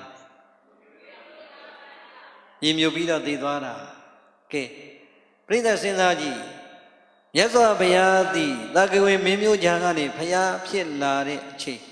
တာကိဝေမင်းမျိုးတွေရောမင်းမျိုးမဟုတ်တာတွေအကုန်လုံးလူရောနတ်ရောဗျမရောတတ္တဝါတွေကညွတ်ယွန်းဥခိုက်ပူဇော်ထိုက်တဲ့ခုံနဲ့ပြည့်စုံလို့ပူဇော်လို့ကိုးကွယ်နေပြီမယ်လို့သုဘဗုဒ္ဓပူဇော်သလားသူကပြိဿရေမဟုတ်တာကိုအညှိုးသွားတာနဲ့ငါသမီးကိုပြစ်ထားခဲ့တဲ့ကောင်ပေါ့အရက်စကားနဲ့ပြင်ဟုတ်တယ်မလားငါသမီးပြစ်ထားခဲ့တဲ့ကောင်ငါသားကိုညီကိုရင်းနေရမပြီးတဲ့ကောင်မဟုတ်တဲ့အမှားကြီးကိုအညှိုးမထားဘူးလားရောလေပြိဿရေသုဘဗုဒ္ဓမြတ်စွာဘုရားကိုကန့်လန့်ပဲတိုက်ပြီးတော့ကာယကံနဲ့လည်းပြစ်မှားဝစီကံနဲ့လည်းပြစ်မှားမနောကံနဲ့လည်းပြစ်မှားနေတိုင်းနေတိုင်းသူ့ရဲ့ကံမှာပြိဿရေဘာကံနေများအကုသိုလ်ကံနေများစောစောပြောသလိုအတိတ်ကကုသိုလ်ကံကောင်းလို့ပဲဒီဘဝမှာရှင်မယင်ဆိုတဲ့အဆင့်တောင်ရမနေဘူးလားရှင်မယင်ကြီးဖြစ်နေမှာတော့အတိတ်ကုသိုလ်ကံဘယ်လောက်ကောင်းနေဆိုဟောစရာလိုသေးလားရှင်မယင်ကလည်းဖြစ်ပြန်ဖယားကိုပြိဿရေကာယကံကာယကံနဲ့မနှောက်ယှက်သေးပေမဲ့မနောကံနဲ့ဝစီကံကတော့နေတိုင်းနေတိုင်းရှေ့တစ်မျိုး၊ကွယ်ရတစ်မျိုး၊နီးမျိုးစုံနဲ့မပြတ်မဘူးလားပြင်မနေတော့သူ့မှာအကျိုးသက်ရောက်မှုရှိလားမရှိတော့သူကရှင်မင်းဆိုပြိဿရေနောက်ကမူကြီးမတ်ရာတွေကလည်းမြောက်မှာပေါ့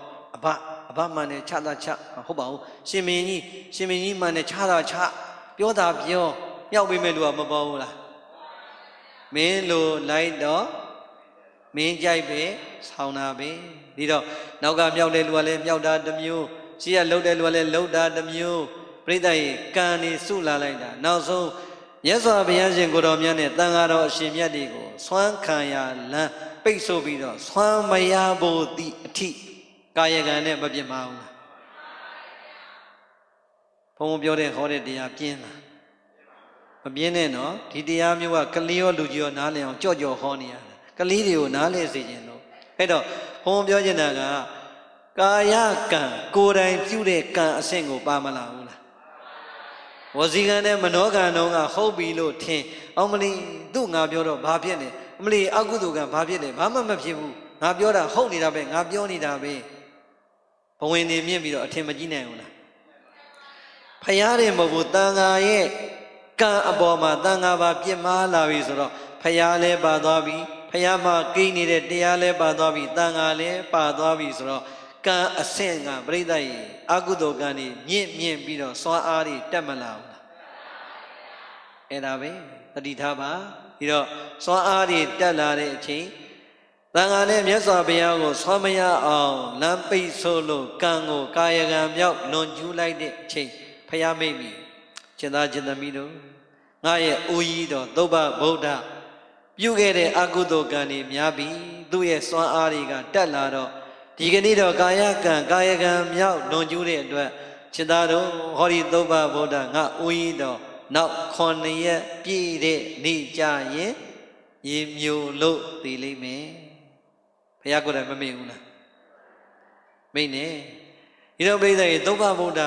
ကလေးတွေပြောတဲ့စကားနဲ့ဆိုရင်ပြင်းအောင်ပြင်းသေးတယ်ဟုတ်လားဘာဖြစ်လို့လဲသူလုံးလာပြိဿရေအာကုသိုလ်ကိုချိုးမြိန်ကိုကြိုက်နှစ်သက်စွာနဲ့မလွန်ကျူးခဲ့ဘူးလား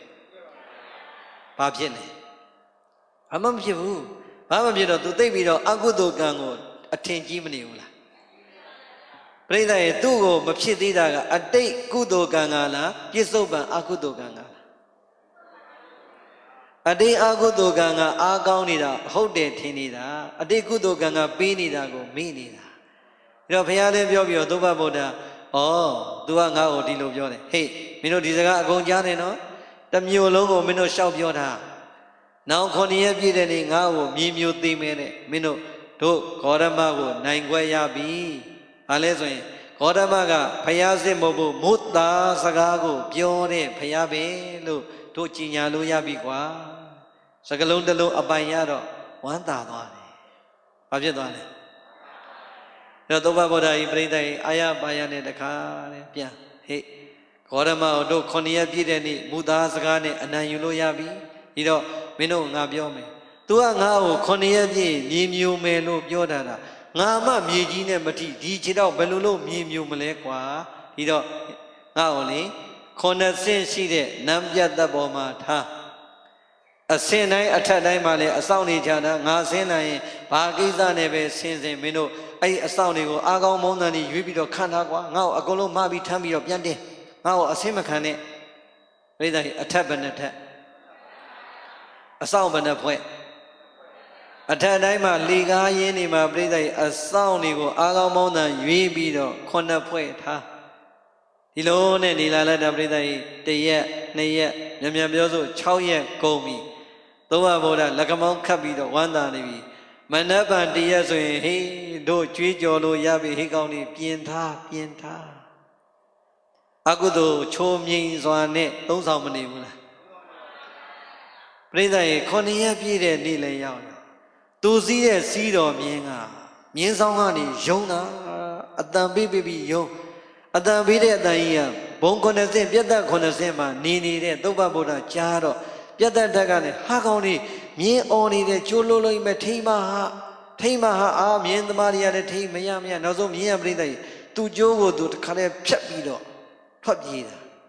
မြင်းလဲထွက်ပြေးတော့တခါအပေါ်ကနေအတန်ပြေးဟာဖမ်းကြပါဘယ်သူဖမ်းမှဘလို့ဖမ်းမှနဲ့ပြိဿကြီးအပေါ်ကနေညွန်ကြားနေပြီမဲ့လို့မြင်းကစိတ်ရိုင်းဝင်ပြီးတော့ပတ်ပြေးနေလိုက်တာပြိဿကြီးဘယ်လို့မှဖမ်းလို့မရတော့သူစည်းတော်မြင်းပေါ်မှာကတ်သွားတဲ့တဏှာသည်သုဘဗုဒ္ဓငြိမ်နေလို့ရသေးလား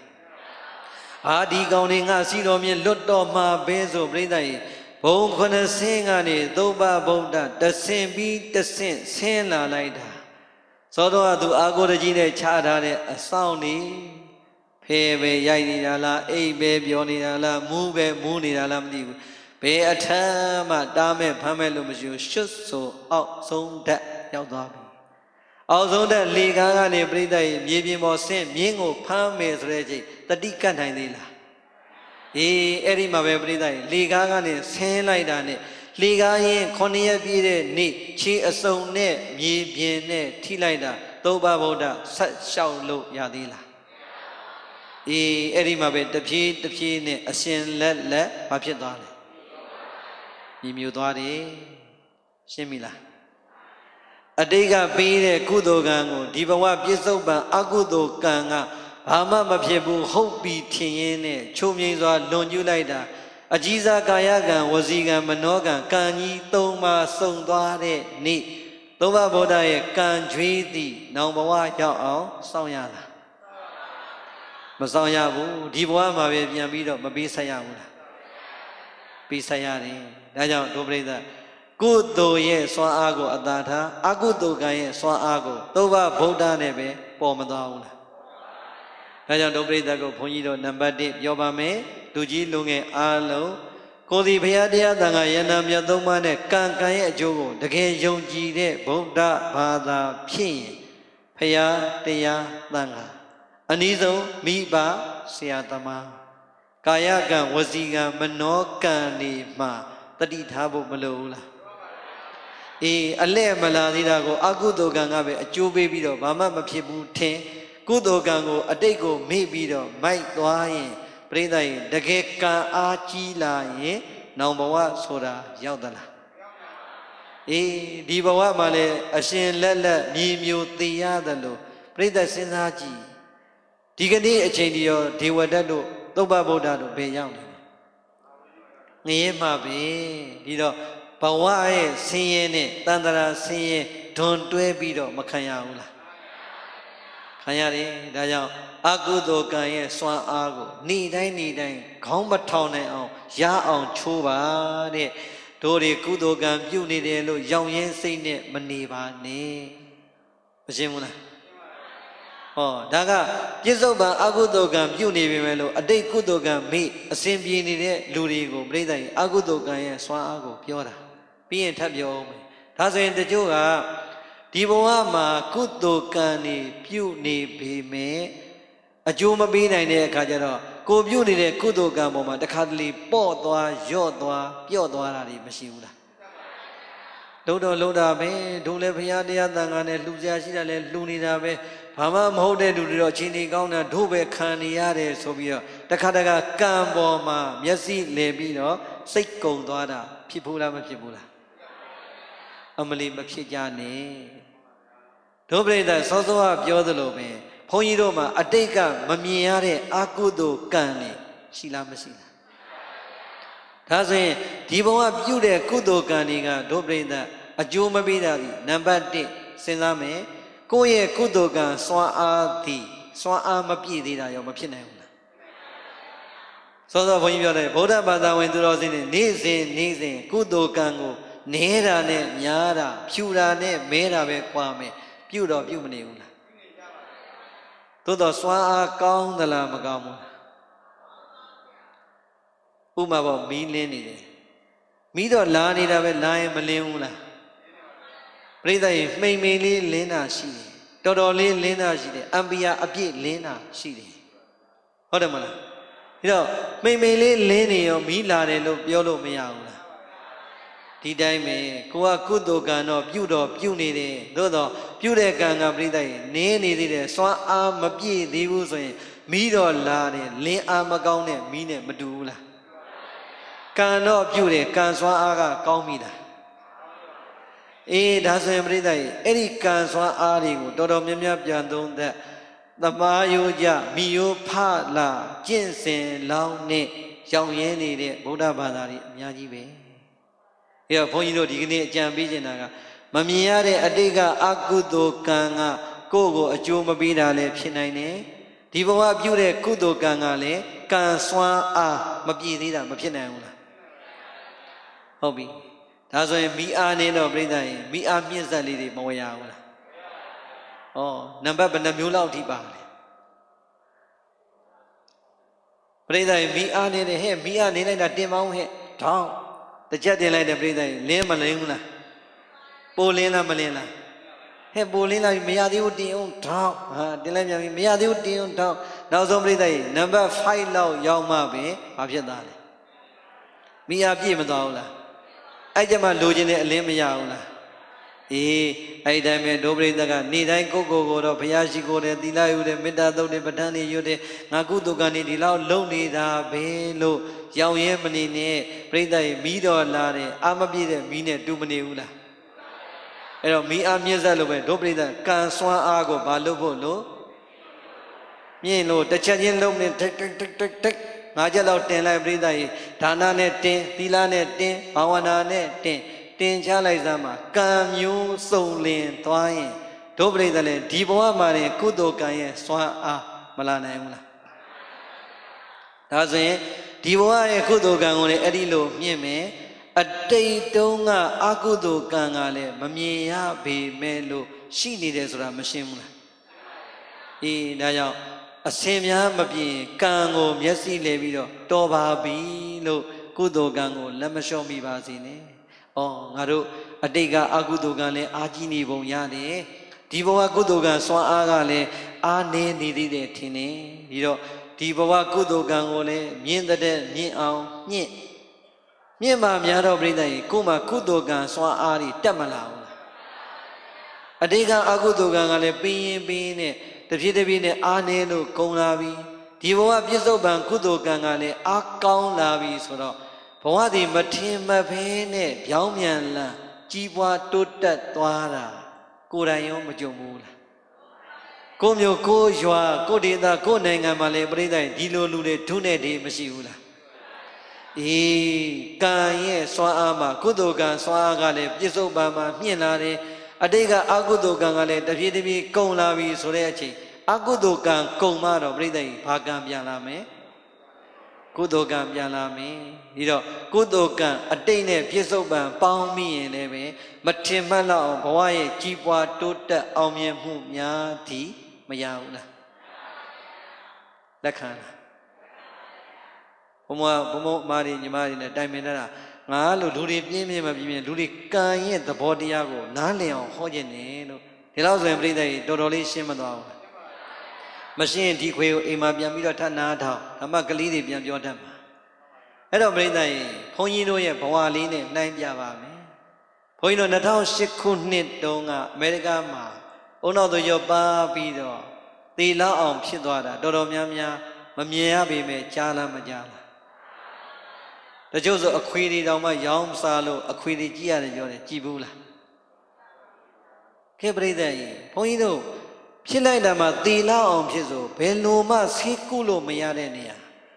အုံနောက်ကြီးနဲ့အုံနောက်ငယ်တဲ့အတွင်းဘက်မှာသွားဖြစ်တော့ဒီဘက်ကလည်းဓာဝင်လို့မရဒီဘက်ကလည်းဓာဝင်လို့မရဒီကောင်းကြီးလှန်ရင်လည်းလှန်တာပဲကြည့်မယ်ဒီထဲမှာပရိသတ်ကြီးဓာကအထဲဝင်လို့မရတဲ့နေရာဖြစ်တဲ့အခါကျတော့ဆရာဝန်အကုန်လုံးငုတ်တို့ထိုင်ပြီးတော့ဒီသွေးကဘယ်အချိန်မှတိတ်မလဲစောင့်ကြည့်ရင်းနဲ့ပဲသွေးကတပြေးတပြေးနဲ့ကြီးလာလိုက်တာနောက်ဆုံးနှလုံးကြောကို6နာရီလောက်ရှိရင်ဖုံးပြီးတော့သေတော့မယ်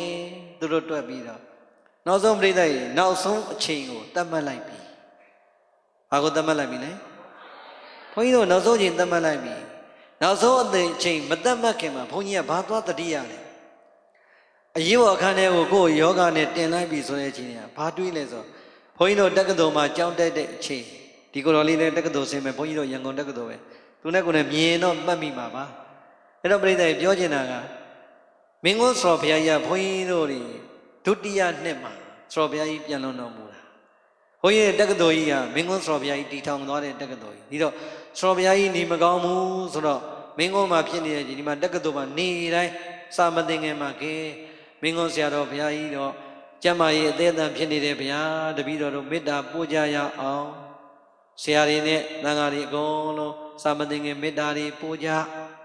တချို့လူဆရာကြီးတွေပမောကဥတ္တင်တွေဆိုငိုတာအတန်ပြာကြီးတွေနဲ့ငိုတာပြန်လုံးတော့မမှုသေးဘူးနော်အဲ့တော့ဘုန်းကြီးတို့လည်းတကယ့်ကိုစိုးနှင့်ကြည်ကွဲစွာခံစားရတာပဲအဲ့တော့တည်င်းနေရနေတိုင်းရောက်တာပေါ့စာမသင်ငယ်အရှင်ဘုရားတို့ဆရာတော်ဘုရားကြီးကတော့ပိုက်တွေတတ်ထားရပြီဘုရားမင်းကုန်းမှာရှိတဲ့ပိဋကသုံးပုံပြန်နေတဲ့ကိုတော်တွေကလည်းဆောဘုရားကြီးကိုကမ္မဝါစာရီနဲ့ဝိုင်းပြီးတော့ဖတ်ကြတယ်ဘုရားမေတ္တာသုတ်တွေနဲ့ရွတ်ကြတယ်ဘုရား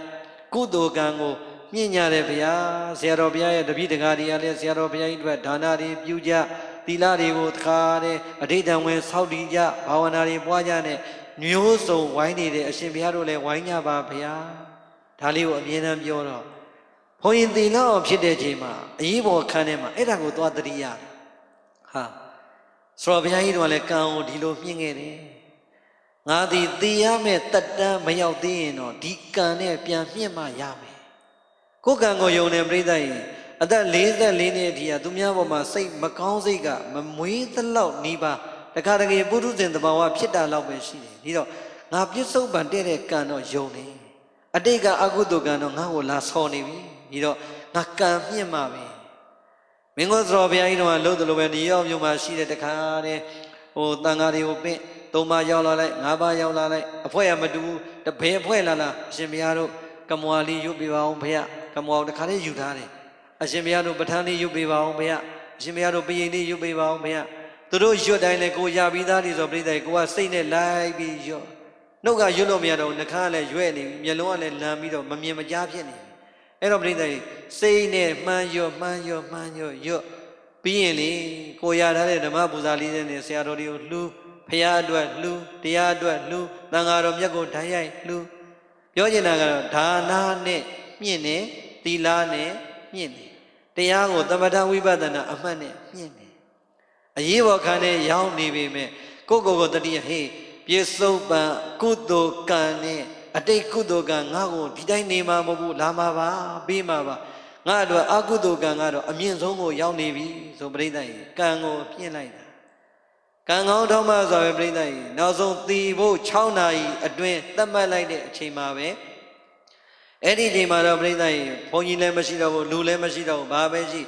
ကိုတယောက်တည်းပဲအရေးပေါ်ခန်းထဲမှာပြိတ္တိုင်စိတ်နဲ့ရုပ်ကိုသမထဝိပဿနာအလှည့်ကျမှန်ပြီးတော့အမြင့်ဆုံးကံမြင့်နည်းနဲ့မြင့်လိုက်တာ2နာရီသေးပါမယ်လို့ပြောတဲ့ကြားကနေ3နာရီလည်းမသိ4နာရီလည်းမသိ5နာရီလည်းမသိနောက်ဆုံး4နာရီကျော်တဲ့အချိန်မှာဒီခန္ဓာကိုယ်ကြီးစက်ထဲပြန်ထက်ဒီကောင်းကိုရိုက်ကြည့်လိုက်တဲ့အချိန်မှာဘယ်လိုမှမတိတ်တဲ့သွေးသည်ဘယ်အချိန်ကတိတ်သွားမှမသိတိတ်သွားသလိုနှလုံးကြောသားကိုကတ်နေတဲ့သွေးခဲသည်ချက်ချင်းပြန်ပျော်ကျသွားလိုက်တာ 0.3 လောက်ပျော်ကျသွားတော့ဆရာတော်ကြီးကအံ့ဩစွာနဲ့ဘုန်းကြီးတို့ကိုမေးတယ်မင်းဘာတွေလုပ်လိုက်တာလဲငါဘာမှမလုပ်ဘူးငါဝိပဿနာမှတ်တဲ့အခါမှတ်တယ်သမထမှတ်တဲ့အခါမှတ်တယ်ကဲပြိဿကြီးဘာနဲ့ဘာမှတ်ငါအဲ့ဒါပဲလုပ်တယ်လို့ပြောလဲပြောသူကအေးတဲ့မင်းကိုငါတို့ဘာမှလုပ်ပြီးလို့မရဘူးကွာတဲ့မင်းအလုပ်ကမင်းကိုပြန်ဆောင်လျှောက်တာဖြစ်မင်းဗုဒ္ဓဘာသာမဟုတ်တဲ့ဆရာဝန်ကြီးတောင်လက်ခံသွားတယ်ပြီးတော့ဘုန်းကြီးတို့ကသဘောပေါက်တယ်အဲ့ဒီမှာပြောချင်တာတော့9ရက်လောက်ဆက်တိုက်တရားမှတ်လိုက်တာနောက်တဲ့ပြိဿရဲ့ 0.5 လောက်ကြာလဲကြာသွားသွေးကလေးပျော်သွားရောအဲ့ဒီကြမှာလက်ကျင့်ခန်းနေပြန်ပြီးတော့လှုပ်လိုက်တာဒီကနေ့ဘုန်းကြီးတို့မပြောရင်ဖြစ်ထားတာသိတော်သိပါမလားအမလီမေဇီမာကိုရင်တို့ပြိဿရဲ့အမေမွေးတော့လည်းခန်းခန်းချောချောအခုလဲလီအမောပြေတာအဲ့တော့ဘုန်းကြီးကပြောတယ်အမလီဒကမတွေပြင်းအောင်ပြင်းတယ်တချို့ရန်ကုန်မှာပြောတယ်ဟာတဲ့မျက်ရည်မပါလို့တဲ့မျက်ရည်ကိုဆိုင်မှာသွားပြီးတော့ဖော်ရတာတဲ့တချို့ကကိုရီးယားသွားပြီးအလှပြင်တာတဲ့သနာတယ်လို့မေဇီမာကိုရင်တို့အမေမွေးတဲ့ original မျက်ရည်ကတခုအဲ့တော့ကမျက်လုံးရင်းပိတ်မရလို့အဲ့မျက်ရည်ကြားထဲမှာရွှေချောင်းလေးထည့်ပြီးတော့ပြိဿကြီးလေးအောင်လုပ်ပြီးတော့မျက်လုံးကိုပိတ်အောင်လုပ်ခဲ့ရတာအဲ့တော့အဲ့ဒီရွှေချောင်းထုတ်လိုက်တော့မျက်ရည်ကနောက်တစ်ရက်လို့ဖြစ်တော့အမလီခမရတို့တဲ့သားတယ်2ရက်ဟုတ်လားအဲ့တော့ပြောချင်တာဘုန်းကြီးကဘာလုပ်လိုက်လဲဆိုရင်အာကုသိုလ်ကံရဲ့နောက်ဆုံးအားကောင်းကောင်းနဲ့လာတဲ့အချိန်ကြီးရေဘုံထဲကရေကိုသွန်ရင်းနဲ့နောက်ဆုံးကုန်ကန်ကြီးဝုန်းကနေလောင်းလိုက်သလိုပဲအကုန်လုံးဆင်းမလာဘူးလားဒီတိုင်းပဲဒီတော့ဒုပရိသတ်ကိုဘုန်းကြီးတို့အားပေးနေတာဘဝမှာကျမ်းမာရေးပဲဖြစ်ဖြစ်လူမှုရေးပဲဖြစ်ဖြစ်စီးပွားရေးပဲဖြစ်ဖြစ်ပညာရေးပဲဖြစ်ဖြစ်အာကုသိုလ်ကအလှည့်လာလို့အားကြီးပြီးတော့ခံရပြီဆိုရင်စိတ်ဓာတ်မကြပါနဲ့အဲ့ဒီအချိန်ကြီးကုသိုလ်ကံကိုဆက်လက်လို့မလုပ်ရမယ်မြင်ရမှာဒီတော့ပြိဿကြီးအတိတ်ကအကုသိုလ်ကံကလည်းအကုန်လုံးသွန်သလိုကုန်သွားတဲ့အချိန်ပြစ္ဆုတ်ပံကုသိုလ်ကံကလည်းခေါင်းထောင်ထားလိုက်တာပြိဿကြီးသေမဲ့ကိုတော့မသေဘဲနဲ့ပြန်ရှင်ုံနေမဟုတ်ပဲဒီကနေ့ကိုယ့်အတွက်တန်တရာခကြီးနဲ့ဒီဘဝအတွက်ရောအလုံးလောကသားတွေယဟန်ရှင်လူတွေအတွက်ရောဘုန်းကြီးတို့ကံတွေအများကြီးပြန်ပြုလို့မရဘူးလားအေးဒါကြောင့်အလုံးတို့ဓမ္မဆွေတော်မျိုးတော်ဒီကုသိုလ်ကံရဲ့စွမ်းအားကိုလက်ခံဖို့ကတော့ဟောဒီကိုတော်ကိုယ်တိုင်တတ်သိပြလို့မရဘူးလားအေးဒါကြောင့်ဘုန်းကြီးတို့ကိုယ်တိုင်အကုသိုလ်ကိုကုသိုလ်လုပ်နေပြီမဲ့ခံရတဲ့အကုသိုလ်ဒဏ်ချက်ကိုနောက်ဆုံးလက်နဲ့ကြီးနဲ့ထုသလိုပဲပြစ္ဆုတ်ပံကုသိုလ်ကံကိုမြင့်တဲ့မြင့်အောင်အားကုန်စောစောကပြောဆိုနံပါတ်5လောက်ထိတခါတည်းမြင့်ထည့်လိုက်တာအတိတ်အကုသိုလ်ကံကိုလည်းတားနိုင်ခဲ့တယ်လို့ပြ ပြစ္ဆုတ်ပံကုသိုလ်ကံသည်အာကောင်းမောင်းတန်စွာနဲ့အတိတ်ကုသိုလ်ကံနဲ့ပေါင်းလိုက်တာဒီကနေ့ဘုန်းကြီးတို့ကြိုက်တဲ့အချိန်သေရဲပြီ။ဘာဖြစ်လို့လဲကိုယ်ကံတွေလည်းအများကြီးမြင့်တာတယ်ကိုယ့်ရဲ့ရှိတဲ့ကံစွမ်းဉာဏ်စွမ်းနဲ့လည်းပဲလောကလူသားတွေကိုလည်းစောင့်ရှောက်နေတယ်သာသနာမှာမျိုးဆက်တဲ့သံဃာတွေကိုလည်းမွေးထုတ်ပြီးတော့ကြိုးစားနေတယ်လူတွေအတွက်လည်းပฏิပတ်တိအကျင့်တွေကိုတကယ်ကိုစေတနာမှန်နဲ့ဘုန်းကြီးတို့ပြုနေတာဒီနာမည်ကြီးဖို့မဟုတ်ဘူးချီးမွမ်းခံရဖို့မဟုတ်ဘူးကိုယ့်ရဲ့ကံစွမ်းအားကိုကိုယ်တိုင်ညှင့်ခဲ့တဲ့ယုံကြည်မှုသည်ယုံတဲ့ယုံလို့စွမ်းအားကိုခိုင်တဲ့ခိုင်အောင်ကြိုးစားနေပါတယ်ဟုတ်ပြီလားအဲကြောင့်အာလုံဒုဓမ္မဆွေတော်မျိုးတော်တွေဒါဆိုရင်အတိတ်ကံရဲ့စွမ်းအားနဲ့ပြစ္ဆုတ်ပံနဲ့ပေါင်းခြင်းရဲ့အကျိုးကိုသိပြီလားဒါဆိုရင်ဒီကနေ့ကံစွမ်းအားဆိုတာသဘောပေါက်ပြီလားဒါဆိုရင်နောက်တစ်ခုအရေးကြီးတာမှတ်သွားမယ်ပြိဿရေမမြင်ရတဲ့အတိတ်ကကုသိုလ်ကံကိုလည်းဘယ်ချိန်လာမှလဲဆိုပြီးတော့ပျော်မနေပါနဲ့မမြင်ရတဲ့အတိတ်ကအကုသိုလ်ကံကိုလည်းဘယ်တော့လာမှလဲဆိုကြောက်မနေပါနဲ့သိကြတာတခုကတော့ဖယားစစ်တရားစစ်သံဃာစစ်နဲ့တွေ့ပါလျက်ကဲနဲ့ကိုယ့်ရဲ့ကုသိုလ်ကံစွမ်းအားကိုနေတိုင်းမမြင့်ထားရင်ဘယ်သူညံ့လို့လဲကိုညံ့လို့ဒါကြောင့်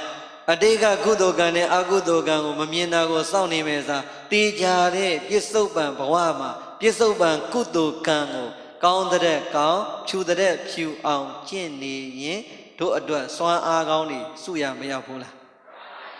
အဲ့ဒီကုသိုလ်ကံရဲ့စွမ်းအားများသည်အတိတ်အကုသိုလ်ကံကုံ၍တော်၎င်းကုသိုလ်ကံစွမ်းအားအလွန်ကောင်းသွား၍တော်၎င်းဒီဘဝမှာပဲဘဝရဲ့အပြောင်းလဲများမှာချမ်းသာများနဲ့ကြုံရသလိုသိကြတာကတော့သိခြင်းတဲ့အချိန်သိနောက်ဘဝချမ်းသာမလားဆင်းရဲမလားချမ်းသာပြီဒါကြောင့်ကုသိုလ်ကံကိုလည်းအဲ့ဒီလိုလက်ခံ၍အကုသိုလ်ကံကိုလည်းပဲချိုးနှိမ်ထားဖို့လိုပါတယ်ဒီနေရာမှာဘုန်းကြီးတို့ရဲ့ကုသိုလ်ကံမြင့်ခဲ့ပုံလည်းပြောပြီးပြီအကုသိုလ်ကံရဲ့စွမ်းအားကိုအထင်သေးပြီးတော့အတိတ်ကုသိုလ်ကံကိုမေ့နေတဲ့သုဘဗုဒ္ဓရဲ့အကြောင်းလည်းပြောပြီးပြီတဏှာကြီးတော့ခွဲတော့မယ်တရားတော့တဏှာကြီးခွဲမပြည့်သေးဘူးပြိဿကြီးသီလပေးချိန်နဲ့10မိနစ်လောက်ခေါင်းရသေးတယ်နားမလားပြစ္ဆုတ်ပံဘဝမှာပြိဿကြီးကုသိုလ်ကံနဲ့အကုသိုလ်ကံပါလေ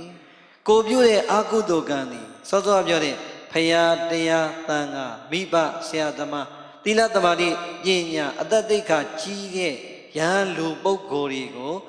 ပြင်းမာတာများလာရင်လည်းပြိဿကြီးဘဝမကူဘဲနဲ့အကုသိုလ်ကံကအလှည့်ပြန်ခံရတတ်တယ်ဒါလေးကိုဘုန်းကြီးကပြောမယ်ဆိုတာလေဗုဒ္ဓရှင်တော်မြတ်ရဲ့ဝိနည်းသုတ်တံဗိဓမာလာတဲ့ဇက်အိမ်လည်းမဟုတ်ပါဘူးဘုန်းကြီးတို့ငယ်စဉ်အသက်16နှစ်သားအရွယ်တုန်းကမန္တလေးမြို့မှာကြုံခဲ့ရတဲ့အဖြစ်လေးတစ်ခုတကယ်အဖြစ်ပြန်နော်ကျောင်းသားကြီးတစ်ကျောင်းတိုင်းမှာပြိဿကြီးသီလသမာဓိပညာဆိုရင်ဘလောက်တော်လဲဆိုရင်ဒီဆရာတော်ရတဲ့ဘွဲ့ဒီမြန်မာနိုင်ငံမှာအဲ့ဒီဘွဲ့ရတဲ့ပုံကိုယ်တွေကိုရေတွက်မယ်ဆိုရင်ဒီကနေ့အထိ1000မပြည့်သေးပါဘူးအရေအတွက်အလွန်နည်းတဲ့ထဲမှာပါတဲ့ဆရာတော်အဲ့ဒီဆရာတော်ဘုရားတစ်ပါးကိုပြိဿကြီးတပည့်လူမဟုတ်ဘူးယဟန်မိုက်တစ်ပါးကဓာတ်နဲ့ခုတ်တက်လို့တည်ခဲ့ဘူးတဲ့တကယ်အဖြစ်ပြအကြောင်းလေဒါဘုန်းကြီးကဘာကြောင့်ပြောတာလဲဘုန်းကြီးတွေအကြောင်းကိုပြောခြင်းလို့မဟုတ်ဘူးပြိဿကြီးအာဟုတုကံရဲ့စွမ်းအားကိုဒုပြိဿတတိထားစေခြင်းလို့အဲ့တော့ကျောင်းသားကြီးမှာတကားတယ်သာသနာရေးဌာနအရာရှိတွေနဲ့ဆရာတော်ဘုရားကြီးတွေရောကျောင်းထဲကသံဃာတွေရောဒီလိုစုဝေးရကျောင်းကြီးမှာထိုင်ပြီးတော့အစည်းအဝေးလုပ်နေတဲ့အချိန်အဲ့ဒီမှာဆရာတော်တွေကပြောလိုက်သာသနာရေးအရာရှိတွေကပြောတဲ့အချိန်မှာကိုတော်တစ်ပါးဝင်ပြီးတော့ပြောတယ်ဝင်ပြောတော့ပြိဿသူနေတာလဲစာချဆရာတော်တွေအတန်းမှမဟုတ်တော့ဟိုအရာရှိကလည်းစာချဘုန်းကြီးမဟုတ်တော့နည်းနည်းလေးတော့ပြိဿရဲ့နားကြပြင်းကတ်မှာပေါ့သူကခဏဝင်ထောင်းနေတော့အရှင်ဘုရားဘယ်ကျောင်းတိုက်ကလဲဘုရားအရာရှိကမေးတော့အဲ့ဒီကိုတော်ကပြိဿကြီးဒေါသကြီးပြီးတော့လေအရာရှိရဲ့ဒီအင်ကြီးလဲစီကိုဆွဲပြီးတော့မင်းကငါ့ကိုမသိအောင်မင်းကဘာကောင်မို့လို့လင်းပေါ့ကျုံသွားတော့အဲ့ဘေးနားမှာလေတိုက်ကစာချဆရာတော်ခုနကဆရာကျောင်းဆရာတော်ရှိတော့ဟာကိုတော်ဘလို့ဖြစ်နေတာဒီမှာဆရာတော်တွေစည်းဝေးတယ်ကိုတော်အေးစင်းနေသားမှာငင်းနေသားမှာဒီလိုပြောမှာပေါ့ပြိဿပြောတော့ပြိဿအဲ့ဒီကိုတော်ကမကျင်တတ်ဘူးမကျင်တတ်တော့လေ သူကစူပွားပြောတယ်ဆရာကဲကိုတော့အောက်ခဏဆင်းနေလိုက်ပါပေါ့ပြောလိုက်တော့သူဆင်းသွားတယ်သောတော်ပရိသတ်သူ့ဒေါသကသူမပြေတော့အခါကျတော့တက်လာပြန်ရောတက်ပြီးတော့ဘုန်းကြီးတော့မပြောဟိုတကောင်အေးမင်းဆင်းလာခဲ့မင်းပြီးငါနဲ့တွေ့မင်းငါနဲ့တွေ့မယ်မင်းပြီးငါနဲ့တွေ့မယ်ပရိသတ်သူကကျုံသွားနေတော့မန္တလေးမှာလဲဘုန်းကြီးနဲ့တကားအဲ့လိုဖြစ်ပြီဆိုတကားချစ်ချမ်းအောင်ကြောက်နေရပြီဟိုတကားတုံလို့တာဟာအရှင်ဘုရားတို့လုံးကြပါအောင်ပေါ့သူကပြန်ဆင်းသွားပြန်ရောအစည်းဝေးကသူလှုပ်တာနဲ့တကားရက်သွားပြန်ရောသူကလည်းဘာလို့ပရိသတ်ဒေါကံနဲ့သူလူမသိရကောင်းလားပေါ့သူကအဲ့ဒီတန်ခါအများကြီးရှိတဲ့ကြောင်းတဲ့ကြီးမှာသူကနာမည်ကြီးတာတော့ပရိသတ်စာတော်လို့အကျင့်ကောင်းလို့မဟုတ်ဘူးသူကအရိုက်ကောင်းလို့ထင်ကနေဆိုသူကရိုက်လိုက်ပြီဘလောက်ထိရိုက်လဲဆိုရင်ကျောင်းဘေးမှာလမ်းမကြီးတွေရှိတယ်အဲ့မှာကျောင်းဘေးကနေအလူခံတို့ဘာတို့ညာတို့ဖြတ်သွားရင်သူကထွက်ပြီးပြောတယ်အေးကျွန်တော်နောက်ကိုဒီလမ်းသွားရင်12နာရီနဲ့1နာရီကြာဘုန်းကြီးနေကြီးနေချင်းမလုံးနဲ့နော်မဖွင့်နဲ့ဖွင့်ရင်မင်းတို့မလွယ်ဘူးတခါပဲပြောတယ်နောက်တခါလာလို့အဖွင့်ပြီဆိုရင်ပရိသတ်စက်ကောတူကိုကြည်ပြီသူအလောက်လက်တံပြောင်းတယ်သူ့ကိုတကြောင်းတိုင်လုံးကနာမည်ပြောင်းလေးပြီးထားတာရှိတယ်ဒါဘုန်းကြီးမပြောတော့ပါဘူးအဲ့တော့အဲ့လိုဆိုသူ့တကြောင်းတိုင်လုံးကသိတာအကောင်းနဲ့ကြော်တာတော့မဟုတ်နာမည်ဆိုးနဲ့ကြော်တဲ့ကိုတော်အဲ့တော့သူအဲ့လိုပြောပြန်သွားပြန်အရာရှိကလည်းဗာဆက်လို့ရမလဲတော်ကြာသူကပြတက်လာပြန်ပြီပြောပြန်ပြီဆို3ခါလောက်ကျတော့ဟိုအရာကြီးဟာအရှင်မြတ်တို့မဖြစ်တော့ဘူးတပည့်တော်ကြောက်တယ်ဗောဆိုပြီးတော့တန်ခါကြားတဲ့ဟိုလူကဝင်သွားတဲ့အခါအစည်းအဝေးကပြက်ရောအစည်းအဝေးပြက်တော့ကျောင်းတိုက်ကစာကြဆရာတော်တွေလည်းစိတ်တူပါဒီကောင်ဗောဆရာတော်တွေရဲ့ဂုဏ်သိက္ခာလည်းမငယ်ဘူးကျောင်းတဲ့ဂုဏ်သိက္ခာလည်းမငယ်ဘူးဗောအရာရှိတွေနဲ့ဒီလိုဖြစ်တယ်အဘေးကကိုတော်တွေကလည်းဒီကောင်ကိုဘာညာဗောသို့တော့တပားမှပြန်မပြောရင်ဘာဖြစ်လို့လဲဆိုတော့ဘယ်သူကလူပိုင်တယ်သူကလက်တံပြောင်းတဲ့လူမိုက်ကိုတော်ကိုအဲ့ဒါနဲ့ပြိဿရဲ့အစည်းအဝေးလည်းပြတ်သွားရောကျောင်းတိုက်ကဆရာတော်တွေကဆုံးဖြတ်တယ်ခဲဒီကိုတော်တော့ကျောင်းတိုက်ထားလို့မဖြစ်တော့ဘူးဒီတိုင်းဆိုရင်တော့နာမည်ပြတ်လိမ့်မယ်အဲ့တော့ဆရာတော်ကြီးတွေပြောအေးဒီကိုတော်နေတဲ့ဆရာတော်ကြီးကလည်းကျောင်းတိုက်ကကြီးညိုတဲ့ဆရာတော်ကြီးဖြစ်နေတယ်သူကျောင်းမှာနေတာပြီးတော့ဆရာတော်ကြီးခရီးသွားနေတယ်ဆရာတော်ကြီးပြန်လာမှပဲသူ့ကိစ္စကိုဆုံးဖြတ်လိမ့်မယ်ဆရာတော်ကြီးပြန်လာတော့ဝိုင်းလျှောက်ဆရာတော်ကြီးကလည်းတမတ်ကြမယ်ကဲအရှင်ဘုရားကျောင်းတိုက်ကလည်းတကြောင်လုံးစိတ်ပြတ်နေပြီတိုက်စည်းကမ်းလည်းလွန်ကျူးပြီကဲဒီတော့အရှင်ဘုရားကျောင်းတိုက်ကထွက်တော့ဆိုသူ့ကိုမောင်းချလိုက်တယ်သူကစာတင်သားပဲအဲ့တော့မောင်းချလိုက်တော့ပြိဿရေသူကဘယ်သူသွားညိုးလဲဆိုတော့ကိုယ်ကစားချဘုန်းကြီးကိုလည်းသူပြောတော့ကဝင်ပြောရမလားဆိုပြီးတော့မကြည်မနှက်နဲ့အညှိုးထားတယ်အရာရှိကိုလည်းအညှိုးထားတယ်အညှိုးထားတော့ပြိဿရေသူကအမြင်နဲ့ကျောင်းတိုက်ကထွက်သွားတယ်ဓာသွေးနေမှာပေါ့လူမိုက်ပဲအဲ့တော့ဆရာတော်ကလည်းပြိဿရေအဲ့ဒီမှာယထာတန်လန်းလေးတိုင်းအမြင်နဲ့ရှောက်ပြီးတော့ဆောင်းငံကြွတယ်အဲ့တန်လန်းလေးတိုင်းရှောက်ပြီးတော့သူကြွတဲ့ရက်ကိုကြွတယ်ပြီးရင်ဒီလန်းလေးတိုင်းပဲပြန်လာတယ်အဲ့တန်လန်းပြီးမှလည်းကြောင်းတိုက်တွေရှိတော့သူကအဲ့ဒီဆရာတော်သွားရလန်းလာရလန်းကနေစောင့်နေတော့ပြိဿရေတရက်ကြတော့ဆရာတော်ကလည်းဆောင်းငံကြွလာတယ်တပိတ်လေးပိုက်ပြန်လာတယ်ဆရာတော်တပည့်တစ်ပါးကလည်းပဲစာအုပ်လေးကင်ပြီးတခြားကျောင်းတွေကပြောဆရာတပည့်စကားလေးပြောလာရင်လည်းပြိဿရေကျောင်းတိုက်ကြီးကျောင်းတိုက်နာရောက်တော့ဆရာတော်ကကဲအရှင်ဘုရားကြီးရှင်နာမှာဟိုဘက်နားမှာစောင်းလိုက်တော့တပည့်တော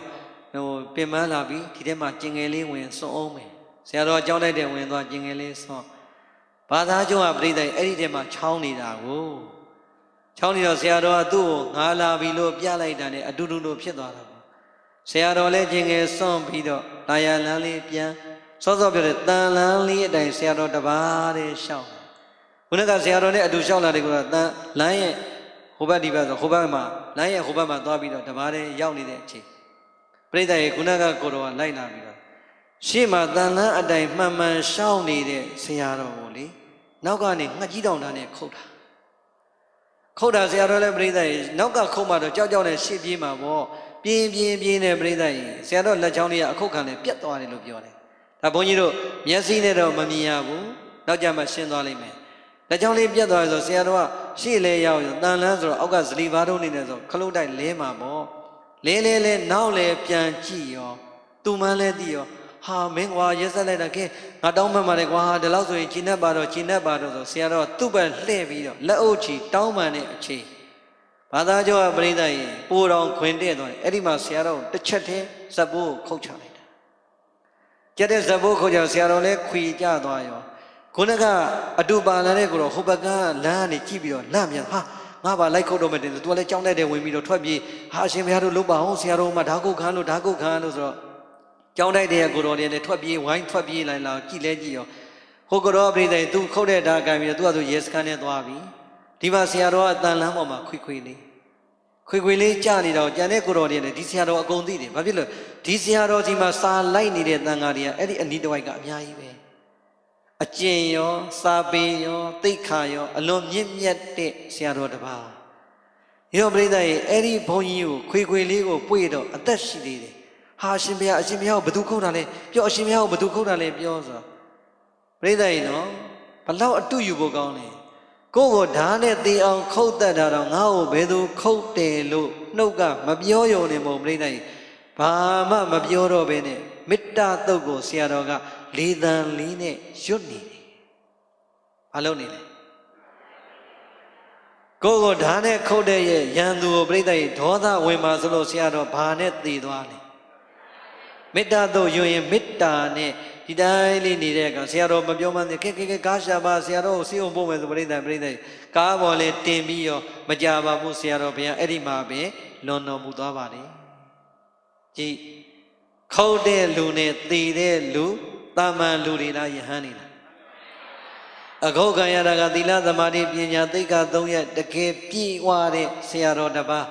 ခုတ်တာကလည်းပဲ129သွဲသိက္ခာဘုံတော်ဆင်မြန်းထားတယ်တာမန်စာသင်သားယဟန်တစ်ပါးဘလောက်တောင်ပတ်သက်လဲဆိုရင်တနေသေးသားတယ်ဆရာတော်ရဲ့တပည့်တစ်ပါးပြောချင်တာတော့ပြိဿကြီးတတိတွေများလွတ်ကင်းသွားရင်တာမန်ပုထုဇဉ်လူသားမပြောနဲ့129သွဲသိက္ခာဘုံဆင်မြန်းထားတဲ့ယဟန်တွေတောင်ဒေါသတွေအာကြီးလို့တတိတွေလွတ်ကင်းသွားရင်မပြုတ်တင်တာတွေမပြုတ်ဘူးလားပြုတ်သွားတော့ပြိဿကြီးအကုသိုလ်ကံတွေဖြစ်သွားလားကုသိုလ်ကံတွေဖြစ်သွားလားတတိထားဖို့အလွန်မရေးမကြည့်ဘူးလားအရေးကြီးတယ်ဒီတော့ပြီးကြပြီပေါ့ပြိဿကြီးဒီအမှုနဲ့ပဲအဲ့ဒီကိုတော့ရဲစခန်းမှာကိုယ်တိုင်ဖြောင်းချက်ပြီးအဖမ်းခံလိုက်တာသူသည်1220ရပါတယ်ထောင်မလား1220မှာပြိဿကြီးကြုံလိုက်ရတဲ့ဖြစ်ရည်ရဲဘက်လေးရောက်တယ်ကြောက်ထုစကန်ရောက်အကုန်ရောက်ငှက်ဖျားလေးဖြစ်ဖူးပေါ့နောက်ဆုံးထောင်ကလွတ်လာတော့ပြိဿကြီးအံ့ဩစရာကောင်းတာတချို့လုံမိုက်တယ်ဒီသင်္ကန်းကိုပြီးတော့ဒီသင်္ကန်းကိုထိမ့်သိမ့်နေတဲ့သီလသမာဓိပညာသိက္ခာရှင်ကိုတတ်ထားတာတောင်လေထောင်အားထွက်လာတော့ तू ကရွာပြန်ပြီးတော့ဘာလုပ်လဲဆိုရင်သင်္ကန်းပြန်ဝတ်ချင်တယ်ဘာလုပ်ချင်လဲဖြစ်ကျင်တော့ရွာမှာအကြောင်းထိုင်နေတာလေပြိဿကြီးသူနဲ့တတ်တူရွယ်သူတငယ်ချင်းခုနကဆရာတော်ရဲ့တပည့်အတူတူတွေပဲအဲ့တော့ဟိုကိုတော့ဆရာတော်အတွက်လည်းခံစားချက်ကပြင်းသို့တော်ပြိဿကြီးလူမိုက်ဆိုတော့ထောင်အားလောင်ထွက်လာပြီဆိုတော့ तू ကလည်းကြောက်မှာပေါ့ကဲမင်းအဲ့လိုတော့မလုံးနဲ့မင်းကဆရာတော်တတ်ဘူးတာတော့ယဟန်တော့ဝတ်လို့မရဘူးကိုရင်ကြီးပဲဝတ်ကွာကြေးရွာလူတွေကလည်းပြိဿကြီးမတားရတော့ဝတ်ပေါ့အဲ့တော့အဲ့ကြောင့်မှကိုရင်ကြီးဝတ်တယ်အဲ့ဒီအချိန်ကြီးလူကောင်းတော့တခါငှက်ဖျားတက်တယ်တဲ့ငှက်ဖျားတက်ရင်တော့ပြိဿကြီးတတိတွေပါလေလစ်တဲ့အထိတက်တယ်နေရင်နဲ့ပြိဿကြီးတစ်နှစ်တောင်မပြည့်တဲ့အချိန်မှာအဲ့ဒီကိုရင်ကြီးဘာပြောင်းလဲလာလဲဆိုအသားရည်တွေကပြိဿကြီးပွားဆောင်းပြီးတော့ကုဋ္ဌနုနာယောဂရတယ်။ဘာရလဲ။ဘုန်းကြီးတို့တွေးကြည့်တာပေါ့လေဒီသင်္ကန်းဝန်းနဲ့ပဲသီလသမာဓိပညာသိက္ခာပြည့်တဲ့မထေမြတ်ကိုကိုယ်တိုင်တတ်ခဲ့တယ်။ပြီးတော့ဒီသင်္ကန်းလာဝတ်မှတော့သူနဲ့ဒီသင်္ကန်းတွေကတန်သေးလား။မတန်ရာကိုသွားဆင်လိုက်တော့ပြိဿကြီးသူခန္ဓာကိုယ်ကတစ်နှစ်မပြည့်ခင်မှာနုနာယောဂပြိဿကြီးအရေးတွေတစိုးသွေးတွေတစိုးနဲ့ဖြစ်လာတော့လေကြောင်းလာတဲ့ကလေးလေးတွေကိုရင်လေးတွေကြောင်းသားလေးတွေကသူတောက်တဲ့ရေခွက်မတောက်ရဲသူစားတဲ့ပကံမစားရဲသူနေတဲ့နေရာမသွားရဲဆိုတော့တပြေးနဲ့ကလေးတွေကအိမ်ရောက်တော့အမေတွေပြန်ပြောအမေတွေကလည်းသူ့ကြောက်တော့ဘာမှပြန်မပြောရင်ကိုသားသမီးကိုကြောင်းမလွတ်တော့နောက်ဆုံးကြောင်းသားတွေကိုရင်တွေဘာကြောင့်နေသွားသလဲအဖြေရှာတော့မှကိုရင်ကြီးကဒီယောဂဒီလိုဖြစ်နေတယ်ဆိုတော့မှကြောင်းတဲ့ဘုန်းကြီးကကြည့်လိုက်တော့ဟာဟုတ်တာပဲဒီတော့မှပြိဿအရက်ကလူကြီးတွေခေါ်ကဲကိုရင်ကြီးဒီယောဂရှိရင်တော့ကိုရင်ကြီးဒီမှာနေလို့မဖြစ်ဘူးအကြောင်းမှလည်းလူမျိုးစုံလာရတာဒီတော့ကိုရင်ကြီးကိုကျောင်းဟိုဘက်ကကုန်းလေးပေါ်မှာတဲတလုံးဆောက်ပေးမယ်အဲ့ဒီမှာရေချိုးဖို့တန့်စင်ကန်းကအစစီစဉ်ပေးမယ်အဲ့ဒီမှာပဲသွားနေကိုရင်ကြီးရဲ့ဆွမ်းကိစ္စတော့အချိန်ရောက်လာရင်အိမ်ကသူ့ညီမတွေကနေဆွမ်းပို့ပေးပါဆိုစီဝေးရမယ် စီဝေးတော့ကိုရင်ကြီးကနားထောင်ပြီးတော့သူအဲ့နေရာကိုသွားမနေနိုင်ဘူးတဲ့သို့တော့သူဒီเจ้าမှမနေရရင်နေပါမယ်ဘယ်လိုလုပ်မလဲဆိုရင်သူ့အမေဖေပိုင်တဲ့လေတဲရှိတယ်အဲ့ဒီတဲမှာပဲသူသွားနေပါမယ်ကျန်တာလည်းဘာမှမလုပ်ပါနဲ့သူညီမတွေပဲဆွမ်းတို့ရေတို့လာပို့ပါလိမ့်မယ်ဆိုပြီးတော့ပြိဿရေဆုံးဖြတ်လိုက်တော့သူ့အစီအစဉ်နဲ့သူပြီးသွားရောပေါ့ဟောသင်္ကန်းနဲ့သီလသမာဓိပညာသိက္ခာပြည့်ဝတဲ့ဆရာတော်ကိုပြုတဲ့အကုသိုလ်ကံကြွေးသည်နှစ်20လုံးထောင်ထဲမှာပြန်မပေးရဘူးလားလွတ်တာတော့ဒီသင်္ကန်းကိုပြန်ခင်တွယ်လိုက်တော့ပြိဿရေသင်္ကန်းကမတန်တော့သူ့ကိုပြန်ပြီးတော့ဖမ်းမလာဘူးလားဟောကျောင်းထဲကနေပဲပြန်ရောက်ကျောင်းပြင်လေတော်တွေရောက်သွားပြီနားထောင်နော်နေ့စဉ်မှန်မှန်သူညီမလေးကပဲထမင်းပို့ဆွန်းပို့နေတော့နေ့တိုင်းသူကလေတော်နာရောက်ရင်လေရင်းနာရောက်ပြီဆိုရင်ပြိဿရေသူ့ကိုရင်ကြီးကိုလှမ်းခေါ်တော့ကိုရင်ကြီးကထွက်ပြီးတော့ပါလာတဲ့ရေဘူးလေးတွေထမင်းကြိုက်လေးတွေကိုအပြင်ထွက်ပြီးတော့ဝိုင်းဆွဲပြီးတော့လာကြိုတယ်အဲ့ဒီနေ့ကျတော့ကိုရင်ကြီးနဲ့ခေါ်လို့လဲထားမလာတော့လေတပြေတွေတဲနာရောက်လာတော့ကိုရင်ကြီးခေါ်ပြိဿရေခေါ်တဲ့လူအတန်ကကျေပါများလာတော့တဲရကိုရင်ကြီးမထွက်ဘူးဘာထွက်လာဆိုရင်ခွေးတကောင်ကကလီစာတွေကိုကြိုက်ပြီးတော့ခွေးနဲ့ကြီးတကောင်ဝုန်းဆိုတဲရကနေခုံပြီးတော့ထွက်ပြေးသွားတယ်ထွက်ပြေးသွားတော့သူညီမလည်းဟဲ့ဘာလေးဆိုအထဲဝင်ကြီးတော့ပြိဿရေကိုရင်ကြီးကဒီအကြောင်းကတော့အဲ့ဒီကျောင်းတိုင်ဆရာတော်စီကပြန်သိရတဲ့အသည့်ပေါ့လေကိုရင်ကြီးကတတိတော့ပြိဿရေနည်းနည်းကြံနေတယ်သို့တော့ခန္ဓာကိုယ်ဗိုက်ထဲမှာခွေးဖောက်စားသွားတာကလီစာဘာမှမရှိတော့ကြောက်စရာမကောင်းလားအဲ့တော့မသေးသေးတာသိပေမယ်လို့ရှင်းနိုင်ပါဦးမလားကလီစာတွေကိုတစ်ခါတည်းကြည့်ရတာငှက်ပြားမိပြီးတော့တတိလစ်တာခွေးကအသေးကောင်ထင်ပြီးတော့ဖောက်စားသွားပုံရပါတယ်စားရုံနဲ့မဟုတ်ဘူးလူတန်ကြတော့ပြိဿချီတောင်သွားလိုက်သေးတယ်ကဲကြည်စမ်းပြန်ပြီးဆက်လဲတဲ့အကုသိုလ်ရဲ့ကံကြွေးထီပြိဿရေထောင်ကြတယ်နူနာယောဂရတယ်ရွာပြင်ရောက်တယ်အရှင်လက်ခွေးစားခံရတယ်ကြောက်စရာမကောင်းလားအဲ့ဒါပြိဿရေတကယ်အဖြစ်ပြက်ဘုန်းကြီးတို့အသက်16နှစ်အရွယ်ကမန္တလေးမှာတကယ်ဖြစ်ခဲ့တဲ့အဖြစ်ပြက်ဘုန်းကြီးတို့ဒီအဲ့ဒီဆရာတော်ရဲ့ရုပ်အလောင်းကိုမဖူးရဘူးသို့တော့သုတ်တန်မှာတော့သွားစောင့်ပြီးတော့ကြောဖြစ်တယ်မျက်စိထဲမှာနားထဲမှာဒီကနေ့မြင်တော့ကြတော့သူ့ကိုအလွန်ကြီးညိုတဲ့ဒကမတွေပြိဿအဲ့သုတ်တန်နာမှာလူလိမ့်ကိုတာကတ္တရာလန်းနဲ့ဒီပါးတွေနဲ့တိုက်တာများလေမျက်နာတွေကိုပေါက်ပြင်းနေတာပဲဒါဘုန်းကြီးကိုယ်တိုင်မြင်ခဲ့ရတဲ့အမြင်ကြားခဲ့ရတဲ့အကြားအဲ့တော့ပြောချင်တာပြိဿအနှစ်ချုပ်ရင်တော့အာဟုတုကံရဲ့စွမ်းအားသည်အတိတ်ကလည်းကိုဘလောက်ပါလာတာဘယ်သူမှမသိနိုင်ပါ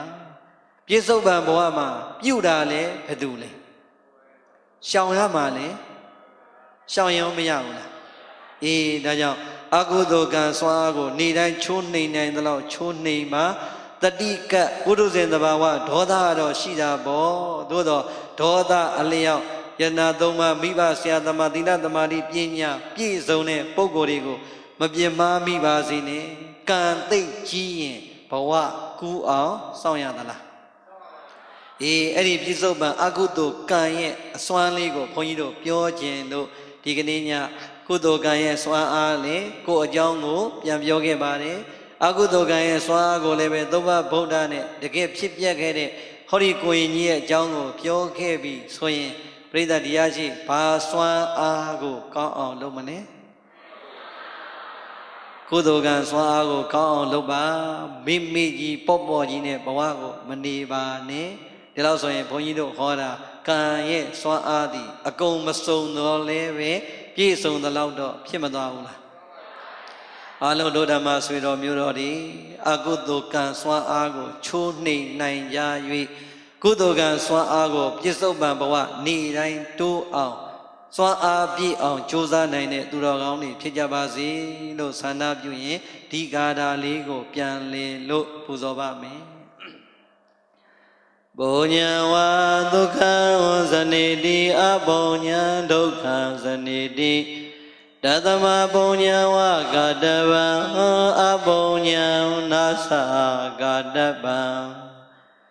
သာရောနှလုံးပြောပြောင်းသူတော်ကောင်းတို့ဘုံညာဝါသင်တို့ကိုယ်တိုင်ပြုထားတဲ့ကုသိုလ်ကောင်းမှုကံစွမ်းအားများကသာလျင် tu khang tin no lo yin ni de di bawa chanda ne bawa tandra chanda go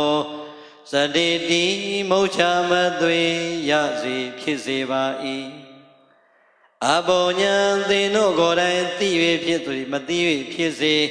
tati lo yue phit se mai ma twe wen yue phit se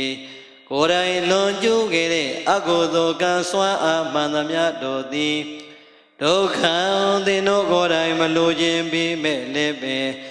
ရကိုရနေတဲ့ဆင်းရဲမျိုးစုံကိုဇနိတိမုတ်ချမသွေရစေဖြစ်စေပါ၏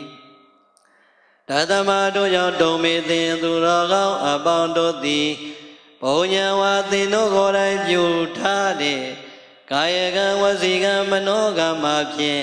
ဒါနသီလသမာဓိပညာလို့ခေါ်တဲ့ကုသိုလ်ကောင်းမှုစွမ်းအားတရားများကိုသာလျင်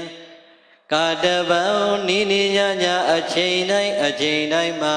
ကောင်းစွာမသွေကြိုးစား၍အထုအပ်ပါ၏အဘောညာအဘေဒုက္ခတိရောက်မည်အကြောင်းမကောင်းတဲ့အကုသိုလ်ဒုစရိုက်တရားစိုးကိုနာဇကတပံဘေသောအခါမှမပြုသင့်မပြုအပ်ပါပေဣတိသောဘဂဝါဘုံတော်6ပါးသခင်ဖျားရှင်ကိုတော်မြတ်ကြီးသည်ဩဇာကရုဏာရှိသွားမေတ္တာအဖြင့်မိန့်ကြတော်မူခဲ့ပါပေတည်း